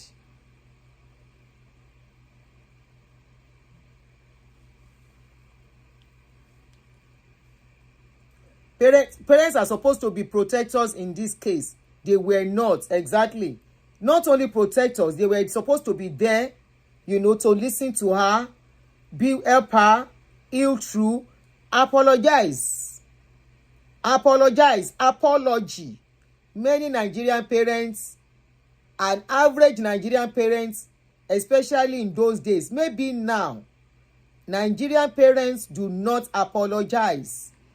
To them, it is an abomination for them to apologize. Shebi, it's because Kemi is talking. Because Kemi is talking, you think Kemi is the worst. There are a lot of people who don't talk to their parents again. There are a lot of people who want to block at the extended family, at immediate family, and they are doing well because that's the only thing that can help them. So excommunicate all those people and be on their own. No, she did not attend though. She doesn't live in Nigeria anymore. She did not. She even said they didn't send her invitation. And all my local ni locate send invitation see. Anyway, bóyá wọ́n fẹ́ kó fà wọ́n ṣe yeye. She didn't attend. Nigerian parents, to them is abomination. For you better don't be like them, oh.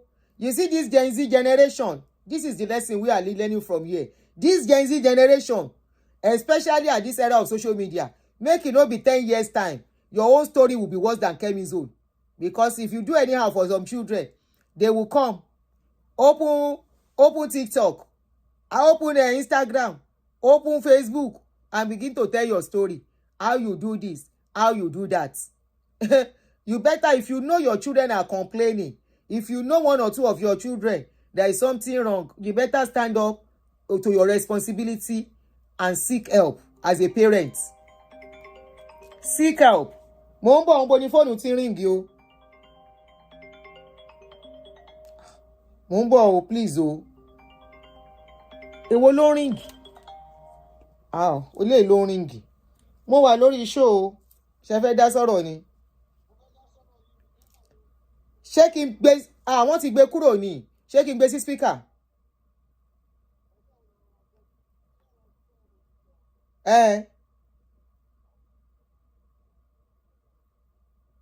Ṣé a sọ̀rọ̀ later?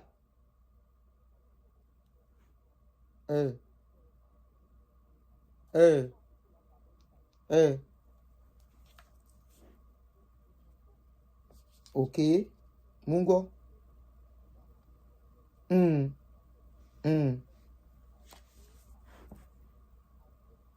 Okay. Ṣé lóòótọ́ ni ìgbà tó l'accident tán wọ́n sign dẹ̀ sílùú òyìnbó? Mo ní yes or no? Okay. Ní sùúrù, kéèsì tí ẹ yìí ò gbọ́ngàn tó lè ṣẹlẹ̀ ni. Ṣé lóòótọ́ ni àbúrò ẹ̀ àbẹ́gbọ́n ẹ̀dẹ̀ ní Táyọ̀ ó became handicapped through the accident tó ní? Àtúnṣe wo ni bàbá yẹn ṣe kọ́rọ̀ tó dé stage yìí? Kí ló dé tí bàbá máa bọ́ ta sọ fún gbogbo ayé pọ́ mọ́ òun ya wèrè? A ṣẹ̀ṣẹ̀ ká nínú newspaper.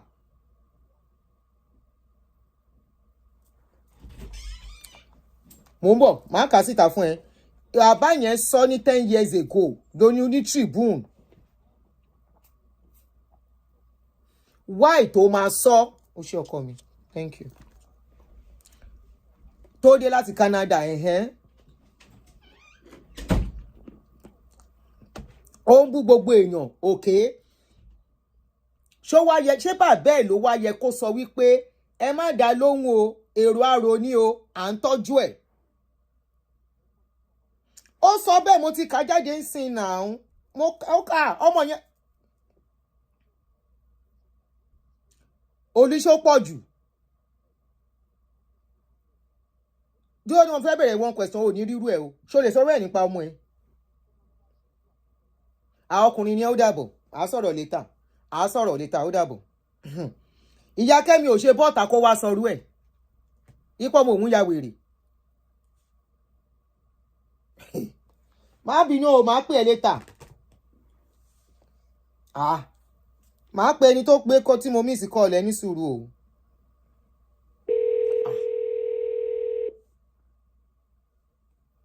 Kí ló send ẹ lọ sí abroad fún lọ́mọ tí ìkọ̀kan ṣẹ̀ṣẹ̀ lẹ̀ sí? Aunty Aduni. Ma. Hello. Hello ma, you are online ma. Now, nǹkan tí mo kàn fẹ́ sọ. I want to make some corrections. Yes ma. Sherry, ìgbà tí wọ́n appoint bàbá yẹn as Minister of Science and Technology. Yes ma. My late husband was his deputy. So ó máa ń wá sílé wa ní Ìkòyí. Ṣé nígbà tó ń bọ̀ wá rí Zoom yẹn? Kì í ṣe federal government car ni wọ́n wà. Citron Olunloyo ni wọ́n wà. Okay. It was this how much I know the mo fẹ́ sọ. Yes ma, go ahead ma. It was just what I would like call it. They were in the wrong place at the wrong time. Kì í ṣe kó recognize yẹ. Òkúta ni wọ́n ṣe mọ̀, òkúta làwọn ará bí yẹn bá ṣe rí Citron.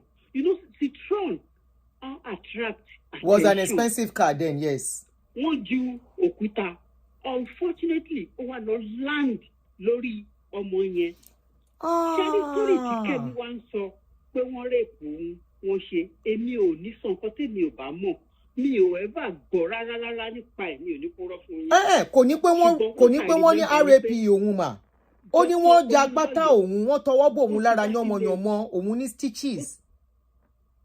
Ẹ máa gbọ́, ó ti wá sílé wa dáadáa ní Ìkòyí rí. Yes ma. Ó dẹ̀ ti mú bọ́ì yìí dání wá. Táyọ̀. Bọ́ì tó ṣóun ní Gbénga èyí tí òkúta bà. Táyọ̀ nìyẹn, Táyọ̀. Ìyẹn lèmi mọ̀ tẹ́lẹ̀ fẹ́ sọ tí mo fẹ́ correct pé it was not a FGN plated number, no. Okay, ma. It was their private car, Citroen ni wọ́n drive, and it was on the Ikorodu road ló ti ṣẹlẹ̀. Okay, ma. Níjọ́ Ali must go. Táwọn yẹn wá sọ di Ali must go. Ali must go, no, ó sọ bẹ́ẹ̀ ma. She said so. Bẹ́ẹ̀ni. Yes, ma. So ìyẹn lèmi fẹ́ sọ. Ṣé rí ọ̀rọ̀ Kẹ́mi? Ẹ rọra mi ò lè sọ pé rọ́, mi ò lè sọ pé òótọ́. Mo ti ṣe ní gbogbo tí mo sọ yìí, mi kàn fẹ́ dá, mo ti kọ́ sórí Facebook náà ni, níta ti discuss ẹ̀, bí mo dẹ̀ ṣe sọ nìyẹn pé story wípé wọ́n rèpù òun yẹn, wọ́n ṣe yẹn, ṣe rí kápò òótọ́ ló ṣẹlẹ̀. Àǹtí, kò ní wọ́n rèpù òun. It would not be a secret. Wọ́n gbọ́n lọ sí loose, wọ́n ṣe, ṣe rí, it will not be. Ṣé ẹ̀ ń sọ pé ó parọ́ ni? Mi ò sọ pé ó ń purọ́ o. Okay. Mi ò lè sọ pé kò purọ́. But nǹkan tẹ́mi mọ̀ lèmi sọ yẹn. Okay, ma. Ṣé kíní òkúta tó ń jù bá ẹ̀gbọ́n ẹ̀ lórí, Táyọ̀ lórí, ló jẹ́ kó di ẹni tó wà lórí wheelchair? Bẹ́ẹ̀ ni, òkúta náà jù, ṣẹ́ni wọ́n máa ń ju òkúta sí gbogbo mọ́tò. Unfortunately, Citroen yẹn cause attraction pé mọ́tò olówó kan rèé. Èèyàn kò kí ẹ mọ̀. You know the way Nigerians think. Yes, ma. They saw the car pé this is one of the cars of the people. Personal car wọn ni not FGM plated number. Mo fẹ́ correct yẹn because mo mọ man yìí dáadáa. Ìbàdàn lèmi náà dàgbà sí o. So mo mọ dáadáa. So at what point was she sent out to go? Aspect mo address ni pé my late husband was his permanent secretary ni Federal Ministry of Science and Technology. Office wọn wà ní VI nígbà yẹn. Oh, sorry, let me make a correction. Permanent secretary was one late Mrs. Olukoya. Then my husband was next to that Mrs. Olukoya. Okay, ma. Bó ṣe rí ni ó dẹ̀ máa ń wá sílé wa yẹn mínísítà yẹn Olunloyo. Pẹ̀lú bọ́ọ̀ yẹn ní lórí wheelchair. Lórí wheelchair. Story tẹ́ni mọ̀ nìyẹn. The point mọ̀ tí a sọ ni pé tó bá jẹ́ pé lóòótọ́ ni wọ́n rẹ́ẹ̀pù gẹ́ẹ̀lì yẹn. Àǹtí, mo try àti correct ni. Ṣé ń gbọ́ mi mà? Kò ní wọ́n rẹ́ẹ̀pù òun mà. Àǹtí ẹ̀ gbọ́ mà. Ẹ jẹ́ kí n bóyá àárín yẹn ẹ̀ gbọ́ dáadáa. Kò sọ pé wọ́n bá òun sùn pẹ̀lú pa. Ó ní wọ́n bẹ̀rẹ̀ sí ti ọwọ́ bọ òun pé wọ́n ya lu mọ́tò àwọn, wọ́n ya bo àwọn. Ó ní wọ́n wá ṣílẹ̀kùn, wọ́n bẹ̀rẹ̀ sí tọwọ́ bọ òun lábẹ́. Nǹkan tó sọ nìyẹn, ìta gbangba lọ̀rọ̀ ti ṣẹlẹ̀, kò ná bá òun sùn. Ó ná bẹ̀rẹ̀ sí tọwọ́ bọ. Molestation comes in different ways. Kì í ṣe gbà tí wọ́n bá ti nǹkan bọ̀yàn lára. She said they started their fingers, they started using their finger and everything, and at the end of the day. Sherry at that time, bàbá ẹ̀ yẹn, ó máa ń confide nù ọkọ mi dáadáa. Ṣó ti yé yín? Yes, ma. Well, ó lè má fẹ́ sọ that aspect fún o, but èmi ò gbọ́ that aspect mi ní purọ́. Nǹkan tí mo bá rí lèmi máa sọ. In fact, that is the role tèmi ń play. Mo wà very active lórí Facebook torí àwọn kan máa ń fẹ́ rewrite history. Màá dẹ̀ correct gbogbo nǹkan tí mo bá rí pátápátá. Yes, ma. Which is good. Màá sọ because I'm an 80-year-old woman tó ń bá yín sọ̀rọ̀ yìí. Wow, and you are still wow, mommy wa, ohun yín ìṣàprapra o. 80 years. Lẹ́yìn sọ̀rọ̀ bíi baby yìí. Àdúpẹ́ lọ́wọ́ Ọlọ́run. Àǹtí Àdùnní. Mo ń gbọ́ yín mà. Màá pè yín torí mo ṣẹ̀ṣẹ̀ wá lọ watch, mo ṣe lọ watch ti Abíọ́lá. Bàbá tèmi 36 children ló ní, and we are all very, very, very close. Sherry. He managed his house very well. He had 6 wives. Ó dẹ̀ manage ẹ̀ dáadáa. Mo fẹ́ bèrè question kan mà. Hello ma. As an 80-year-old woman, you live here in America, right? Well, Any sùúrù. 2020 ni mo ṣẹ̀ṣẹ̀ live ní bí. Doesn't matter, but ẹ máa ń wá ẹ ti mọ̀ nípa ẹ máa ń travel up and down, right? You sound so very eloquent and very educated. Now I want to ask you a question. Do you know what is called mental breakdown, man? Oh. When people have mental breakdown, what will they do in this society that we have? gbogbo ẹni mo ti gbọ́ ká pé nígbà tí wọ́n rí pé lady yẹn sorry ẹ jẹ́ kí n tó wá ti sọ another aspect fún yín about Olunloyo àná ni mo ṣe gbọ́ ilé.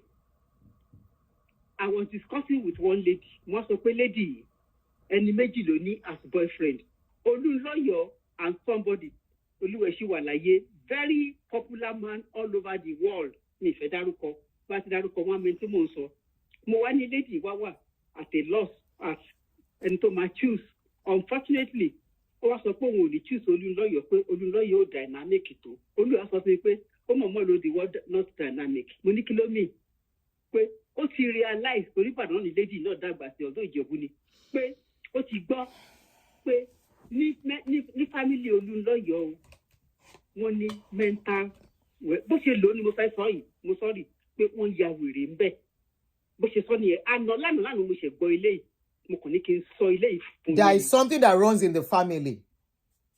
bẹ́ẹ̀ ni o but èmi wá defend man yẹn pé ṣé o mọ̀ pé àwọn mathematicians máa ń behave bíi ti wèrè nítorí orí wọn ti pé jù. Hello ma, I want to ask you something ma. Kemi Olunloyo said she was 13 years old when this incident happened ma, right? Okay. And she experienced her brother's skull being broken with a stone. Ẹni sùúrù mà, mo fẹ́ sọ ọkọ ẹni sùúrù mà. Tó bá jẹ́ wípé we are watching a movie nílùú òyìnbó ń bí. Something like that happens whereby two siblings are going and something happens to the other one. And that the one that witnessed everything now becomes somebody that becomes mentally unstable. I mean, traumatized and become unstable. Kí ló máa ń ṣe fún wọn bí mà? Wọ́n máa gbé lọ, wọ́n máa kọ́kọ́ debrief ẹ̀ nà. Wọ́n máa wá bó ṣe máa counsel ẹ̀. Wọ́n máa wá bó ṣe máa treat ẹ̀. Tọ́nà kò máa affect ẹ̀ psychologically. Although nǹkan ní nǹkan yẹn ṣẹlẹ̀ sí. Ó máa affect ẹ̀ psychologically. Psychologically that you mentioned, ma, is that mentally? Can I take it to be mentally? Well, it depends. Ṣé mo pé mo ti sọ fún yín pé wọ́n ní family wọn. Auntie, I don't believe in that family that anything runs in family. Nonsense in Nigeria, it's a lie. Mental illness cannot just run in family like that. Tó bá dẹ̀ ṣẹlẹ̀ náà, ó máa yàtọ̀ síra wọn. So let's put that aside. Sherry, I asked the question. Ẹni tó sọ̀rọ̀ fún mi lánàá yẹn, ó actually give, which I'm not going to say, ó actually give instances of àwọn tó ti ṣẹlẹ̀ sí ní ọ̀dọ̀ wọn níbẹ̀ pé lágbájá báyìí. Mo wá sọ pé mo ní wò mí interest ló yẹn ẹni tó gbogbo yẹn dẹ̀ ti kọjá. Tí jẹ́ kí n sọ̀rọ̀ mi tán mà. Lánàá yìí ni mo sọ lé. Yes ma. Now ìgbà tí kinní yẹn ṣẹlẹ̀ sí Kẹ́mi, help wo làwọn family ẹ̀ dìde sí tán ṣe? At least bàbá ẹ̀ kàwé, bàbá ẹ̀ lajú. Ká ní literate bàbá ló bí maybe. Torí mi ò mọ gbogbo that aspect, mi ò rò bọ́ ṣe any help kankan. Just as then aspect wípé wọ́n molest ẹ̀. Bàbá ẹ̀ lè má sọ yẹn síta fẹ́ anybody. Mo kàn fẹ́ sọ léyìí fún yín. Yes ma. Drug prevention, drug abuse prevention, iṣẹ́ mi nìyẹn, and crime prevention. Yes ma. Ṣé ní Nigerians, àwọn ọmọ wọn tó jẹ́ pé wọ́n lo drug kan ti ya kíní, wọ́n á wá mú wọn, àwọn olówó yẹn, ní ìkan fẹ́ máa dárúkọ, wọ́n á lọ hide wọn sí UK, wọ́n á hide wọn sí Canada, wọ́n á hide wọn sí America. Because ojú ń tì wọ́n, instead pé kí wọ́n wá bó ṣe máa help wọn, bó ṣe máa detoxify wọn, tó máa wá try láti rehabilitate wọn. Nǹkan táwọn olówó yẹn ń ṣe nípa àwọn ọmọ ohun tó ń lo drug nìyẹn. Wọ́n á dẹ̀ lo drug yẹn because àwọn ọmọ yẹn ní access sí owó tó pọ̀ jù. That is one. There is one woman lẹ́kọ̀ọ́ yẹn mi ní dárúkọ post to hold. Tó bá ti dárúkọ post to hold everybody àmì tí mò ń sọ yìí. Ọmọ ẹ̀ méjì ló wà ní UK bá ṣe ń sọ̀rọ̀ ọkùnrin láńtó tó lọ gbé pamọ́ síbẹ̀. Because they are drug dependent. So, mo gbọ́ bẹ́ẹ̀ sọ earlier on wípé wọ́n sẹ̀ǹdẹ̀ lọ sí America at the age of 13. Mi ò mọ̀ nípa yẹn. At the age of 13. That means pé lady yẹn is right. Kemi is right about what she's saying. That means it was shortly after that trauma, after the accident and everything, not send her out. Bẹ́ẹ̀ni. Okay. Now. Ṣẹ́rí nǹkan tí mi ò mọ̀ mi ò ní sọ. So bó ṣe rí nìyẹn. Okay, so ẹ lè mọ nǹkan tó ń sọ ńgbà yẹn, ẹ lè defend nǹkan tó ẹ lè come against nǹkan tó ń sọ pé bí a kò mọ nǹkan tó ń sọ. Èmi ò I'm not against it. Okay ma. Funny. Okay ma. Pé àwọn tẹ́mi mọ̀ tó ṣẹlẹ̀ ní ìgbà yẹn lèmi sọ wípé torí mo gbọ́ tẹ́ ti sọ wípé wọ́n rò bẹ́ẹ̀ federal government. Okay, yẹn lè fẹ́ bá wa correct ma wípé. Citron bàbá yẹn. Okay ma. That it was that man's Citron, not the government car. No, okay. No call attention àwọn rabi yẹn. Okay. And they just want many tó wà ní mọ́tò wọ́n kàn ju ní randomly and gbogbo mọ́tò ló ń ju òkúta sí gbogbo àtọ̀ ti rí Citron wọ́n ti wá concentrate lẹ́yìn. Wọ́n wá ju òkúta yẹn ló wá gba ọmọ yẹn lórí. This is what Dr. Olunloyo told my husband and I was sitting down. Ó yé mi mọ́mì mo ní òkúta yẹn ló jẹ́ kí bọ̀bọ́ yẹn wà paralyzed tó fi kú kó tó di pó ṣaláìsí. Ṣé mọ̀ pé Táyọ̀ you were alive? I thought Táyọ̀ is late. Well, èmi ò mọ̀ mo ṣá mọ̀ pé son ni ọkùnrin mi ò mórúkọ ọmọ. Táyọ̀ ni, that was Táyọ̀. She mentioned woman tell more, and I think she really loved the guy. She was always mentioning the guy's name, Táyọ̀. Ọmọ yẹn dẹ̀ wà wheelchair bound. Èmi ò tiẹ̀ mọ̀ pé ọmọ yẹn ti kú until ìgbà tí bàbá ẹ̀ kú mo ṣe ń kà fún pé. Pé ọmọ yẹn ti kú. Okay. So èmi ò mọ̀. Bó ṣe rí nìyẹn o. Ẹ ṣé gan mọ́mì. Thank you so much ma. Ẹ ṣé mọ́mì. Ẹ ṣé gan gbogbo ẹ̀yin. All right ma. Okay, mo ti note number yín tí n bá ṣe tán sí máa pè yín. Mo ti wo number yín sí tí n bá ṣe tán. Okay ma. Yes ma. N bá ṣe tán sí máa pè yín mọ́mì. Yes ma. I will call you ma. Yes ma.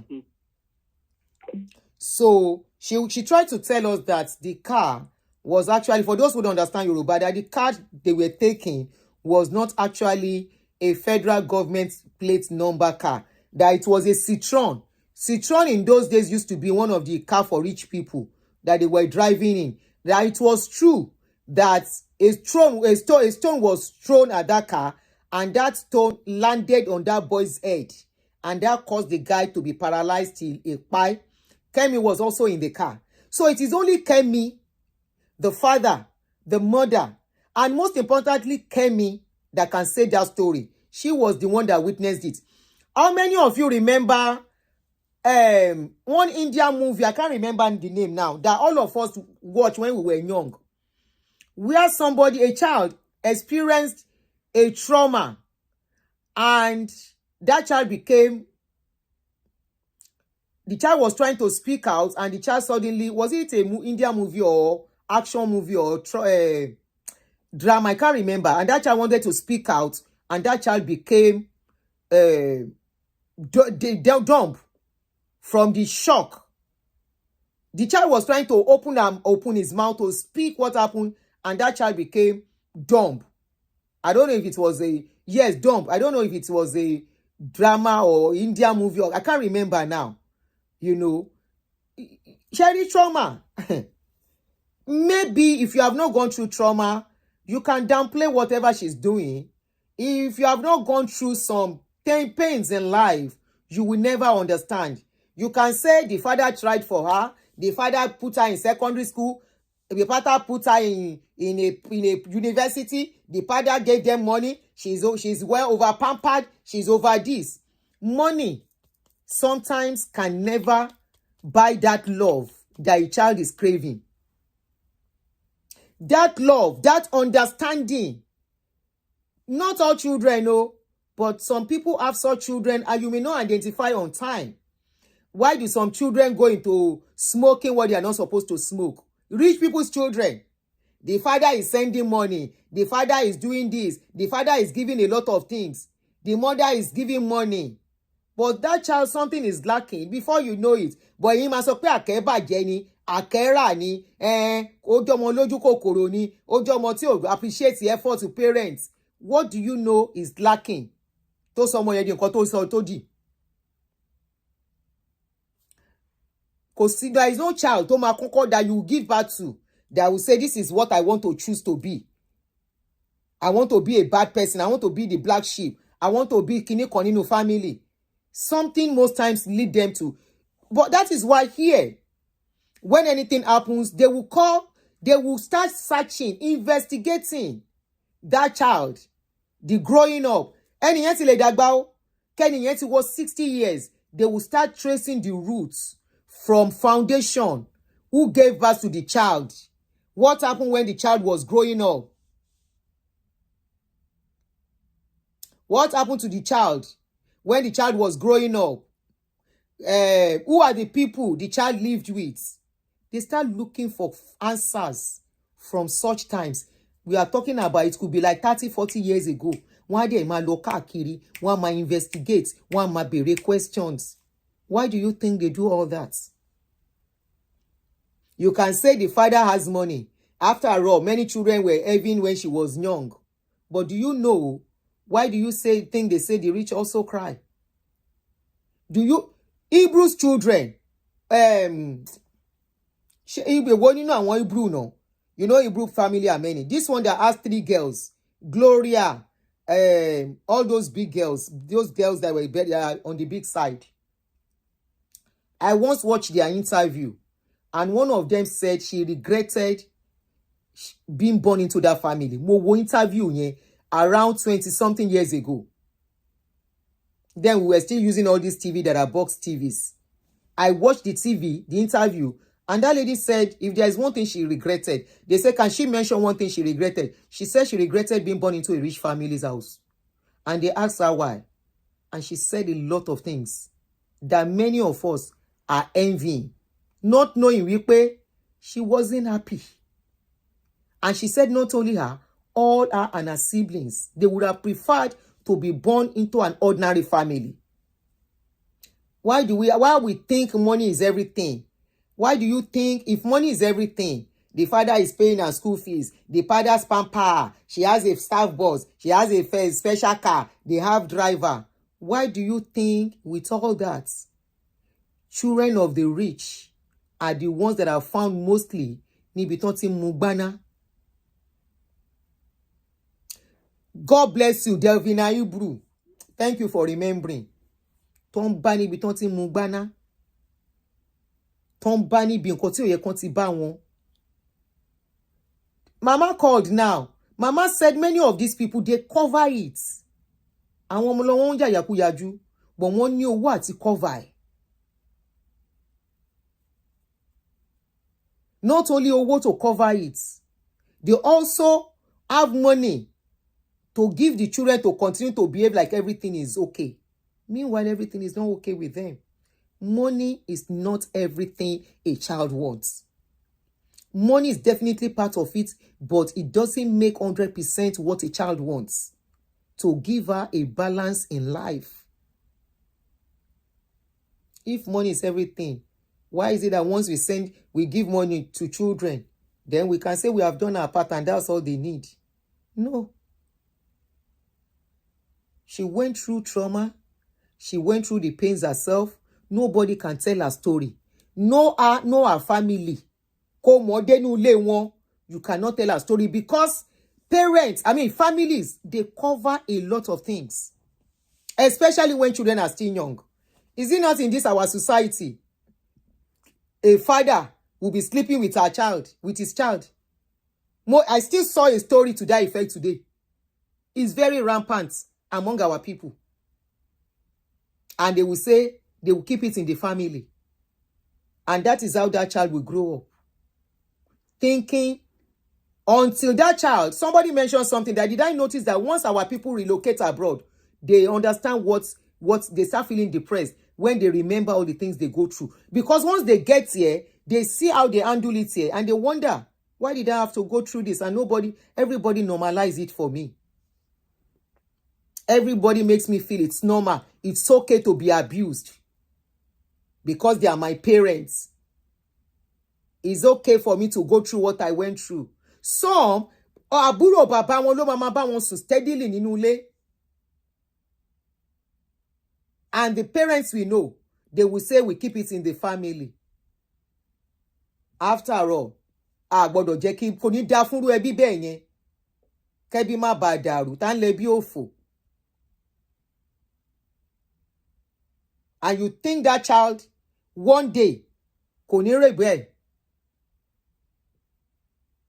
some people tí ìyá wọn bá kú àbí bàbá bá kú kì í ṣe wípé they were in good times wọ́n tọ́ ẹrù kan sọ̀rọ̀ ọjọ́ tí ìyá yẹn bá kú àbí tí bàbá yẹn kú no get freedom wọn and they don't want to have anything wọ́n láwọn ò lọ sí burial.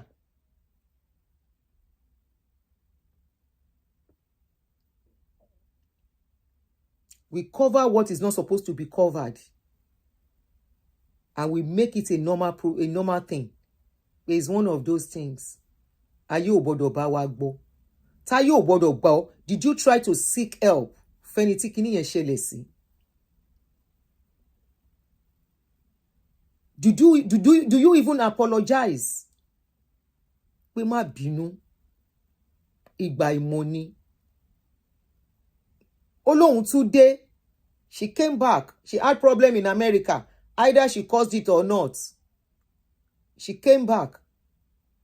Ìgbà tó ń wáṣẹ́ nígbà tó dé, bàbá tún kọ lẹ́tà wípé ọmọ òun ti ya wèrè. Ẹ wá ní kó má ṣe wèrè fún bàbá yẹn.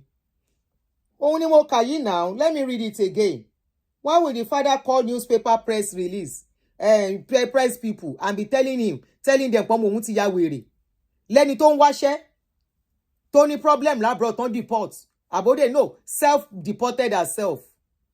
Ó wá dé Naija. Help me kí n get iṣẹ́ wọn dáhùn. Okay, ó ń sọ̀rọ̀. Ìwọ bàbá wa bọ́ta pé ó ń bully àwọn èèyàn, ó ń sọ̀rọ̀ àwọn èèyàn. Blogging ló ń ṣe, iṣẹ́ tó ṣe nìyẹn. Linda ṣá ń sọ̀rọ̀ àwọn èèyàn. Linda is carrying people's story now. Ẹ ló ti ń sọ̀rọ̀ jọ. But her own problem, she was revealing too much. And she knows most of these these politicians. She knows a lot about them. Because wọ́n jọ ń jẹ, wọ́n jọ ń mu ni. There was one post she made sometimes ago mentioning somebody wípé nǹkan tí bàbá òun sọ, her father told her something about that person. She knows their secrets. That was what she was now using as her own blogging something. Ibi tí wàhálà ti wáyé nìyẹn. And instead of the father to apologize, tó bá le jù pé má bínú. But the father felt the only thing that will exonerate him so that àṣírí tí ẹ̀ náà ní tú. Ó fò bọ́tọ̀ ó lára ọmọ òun ò yá. Àwọn treat ẹ̀ lọ́wọ́. Let me read it again for those that miss it. How can a father come out and say the daughter is sick? Shimite, Oko Shimite ti release the video. But we have to do this one later. My precious wife, Mrs. Shimite, special advisor to the governor of Delta State on trade and exports. Again, record there. Kan tó delete here. 1 hour. Ogun there. Shimite's husband has released video. We will talk about that one later. Mi ò lè jáde mọ́ lẹ́ni. 7:48. Let me quickly recap what Kemi said. Where her father said she was kolo.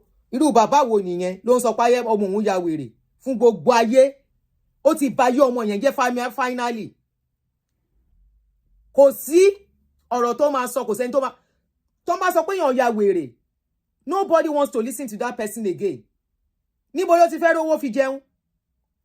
Ó dẹ̀ sọ ní because of what the father said, she became somebody that has to start begging to eat. Now I understand why. Because she has been saying it, mi ò really rí kíní yẹn. But today, she was able to prove it. That if you are doubting me, this is the link to the interview. I'm coming, again, let's see the interview yẹn. Mi ò kà tán lẹ́ẹ̀kan. Okay, this offering time. He drove me to, he said, I suffered under this man, referring to the father. He drove me to poverty, telling every government official not to hire me, and writing Premium Times and Tribune to paint me as a mentally unstable person. Baba wants to save his own face. Òun tó ti kú tán at almost 80. Ó bà yé ọmọ ẹ̀ tó yìí láwọn ọmọ mékèké mẹ́ta lọ́wọ́ ó bàjẹ́. Now, if the link is on our page, you can go and read. But let me just read it, that first part. Former Oyo governor denounces daughter over social media post. Kemi were very intelligent, very, very. It's unfortunate. Such the type of Kemi ó yẹ kó ti wà at the top with this intelligence. Until now, her brain is still working. When she's quoting perfectly. The dates, èmi ò tiẹ̀ rántí nǹkan bẹ́ẹ̀ yẹn. A rántí dates, specific time and everything. When she was to tell the story of her and Tayo, when they were attacked at Alimo's Go See Something, she mentioned the dates. Very eloquent too, thank you. Mention date, mention time. As young as she was, nígbà náà, she still remember everything. Now, she went forward, she said, the Second Republic governor, this is what they wrote, what the newspaper wrote. I'm reading from the link she put, which is Premium Times, on Premium Times, shoot.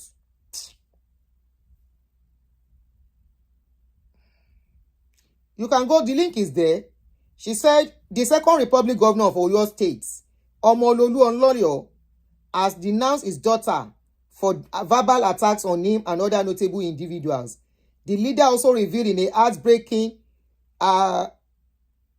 heartbreaking statement that Kemi has a history of mental illness. Taloma employer. This publication is dated July 8, 2016, 10 years ago, almost 10 years ago.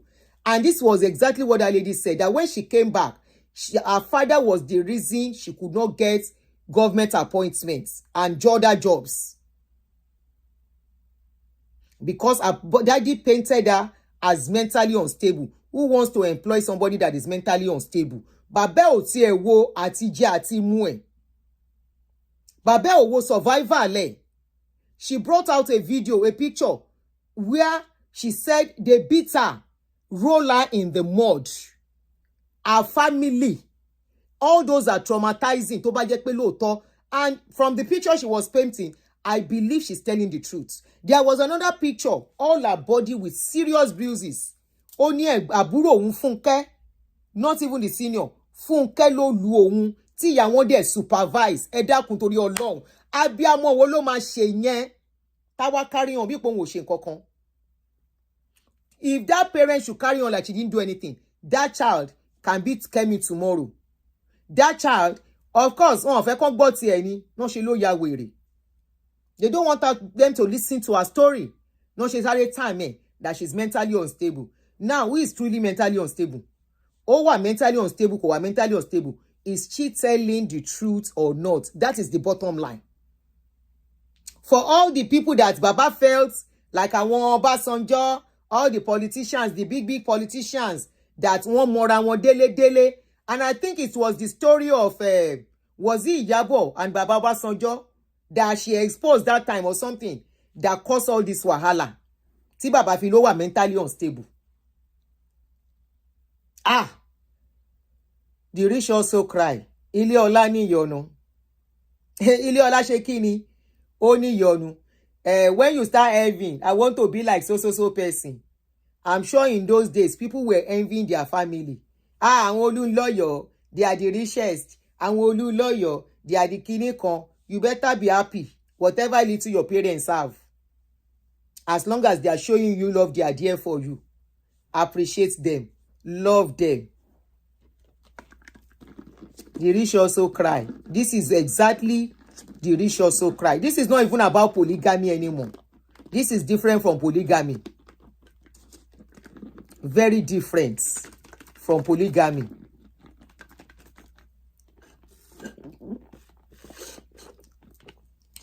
So, guys, I was thinking we are going to have fun this evening, and I will keep that show. We will do it later.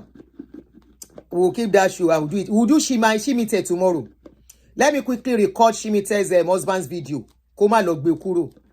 So let me quickly record the video tomorrow. I want to hear what he's saying about the wife's pie, because the case is not over.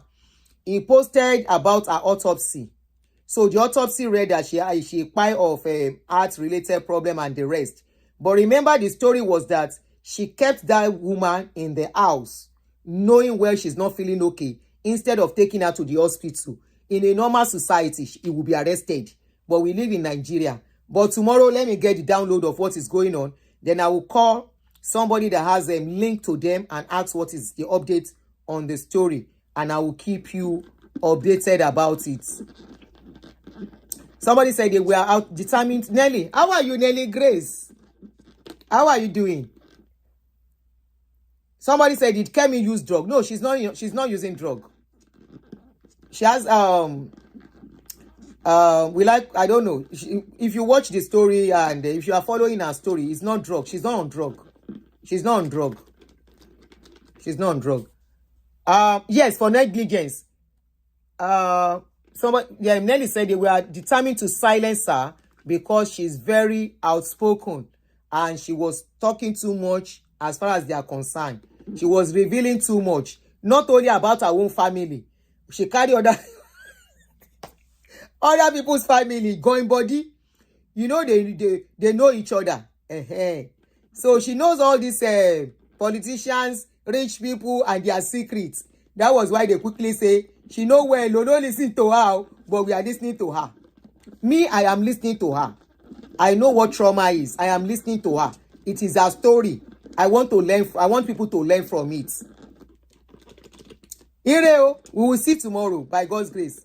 Join me tomorrow, our usual time. I might do it earlier or much later. Just turn on your notification bell if you have not turned it on. And please, guys, I keep forgetting. Please follow my travel channel. Travel with Auntie Aduni. Let me put the link before we go. Travel with Auntie Aduni. That is the link. I just started the channel. It's a lifestyle channel, and I promise you lovely moments on that channel. I've not started fully, but don't worry, very, very soon you will begin to see interesting videos on that channel. Somebody said I should add it to this one. I said no, it will be a clash of what I want to do. It doesn't make sense to me. You know, in as much as there's no restriction about opening multiple channels on YouTube. So this is the link I am putting, and already gone safe. I'm packing my load. If I turn the camera, you will see that I'm already packing. But you turn camera, you know. Where will I turn my camera? I don't know how to use this. Can you help me? Okay. Show turn. Rare is not showing. Okay. Shall you see my load? Yeah. I don't dey sort out things gradually, small. So my room is upside down. Front. So let me put the link. Please kindly help me to subscribe to the channel. And I'll be sharing my moments with you. I'll be doing a lot of traveling and sports. So encourage me. Grandma to be. She has PTSD. Yes. PTSD ló ń ṣe, trauma ni, and flashback. Like today now that she saw that they brought another girl for the papa, he go bring another bear. I pray she gets and therapy is very expensive. The kind of therapy she really needs. She will need medication. She will need to pay doctor. Even in Nigeria, it's very expensive. When I call for somebody to be getting therapy, they say 100,000 per session. It's not cheap. To get therapy, even in Nigeria, very expensive.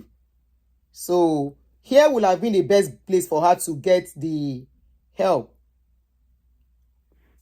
You know, abroad would have been the best place because she can get it help free.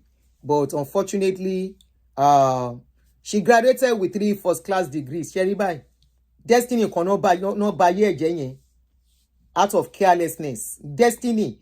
And look at it. If it is not Kemi, kò sẹ́ni tó máa gbúròó Olunloyo mọ́. Story no máa jẹ́. Kemi Olunloyo, pẹ̀lú with everything that happened to her, òun ló jẹ́ kórúkọ wọn yìí popular, either negatively or positively. Executive, please, are you just coming in? Who said she was raped? Who mentioned rape here? Who mentioned that here? I even correct the caller that called in.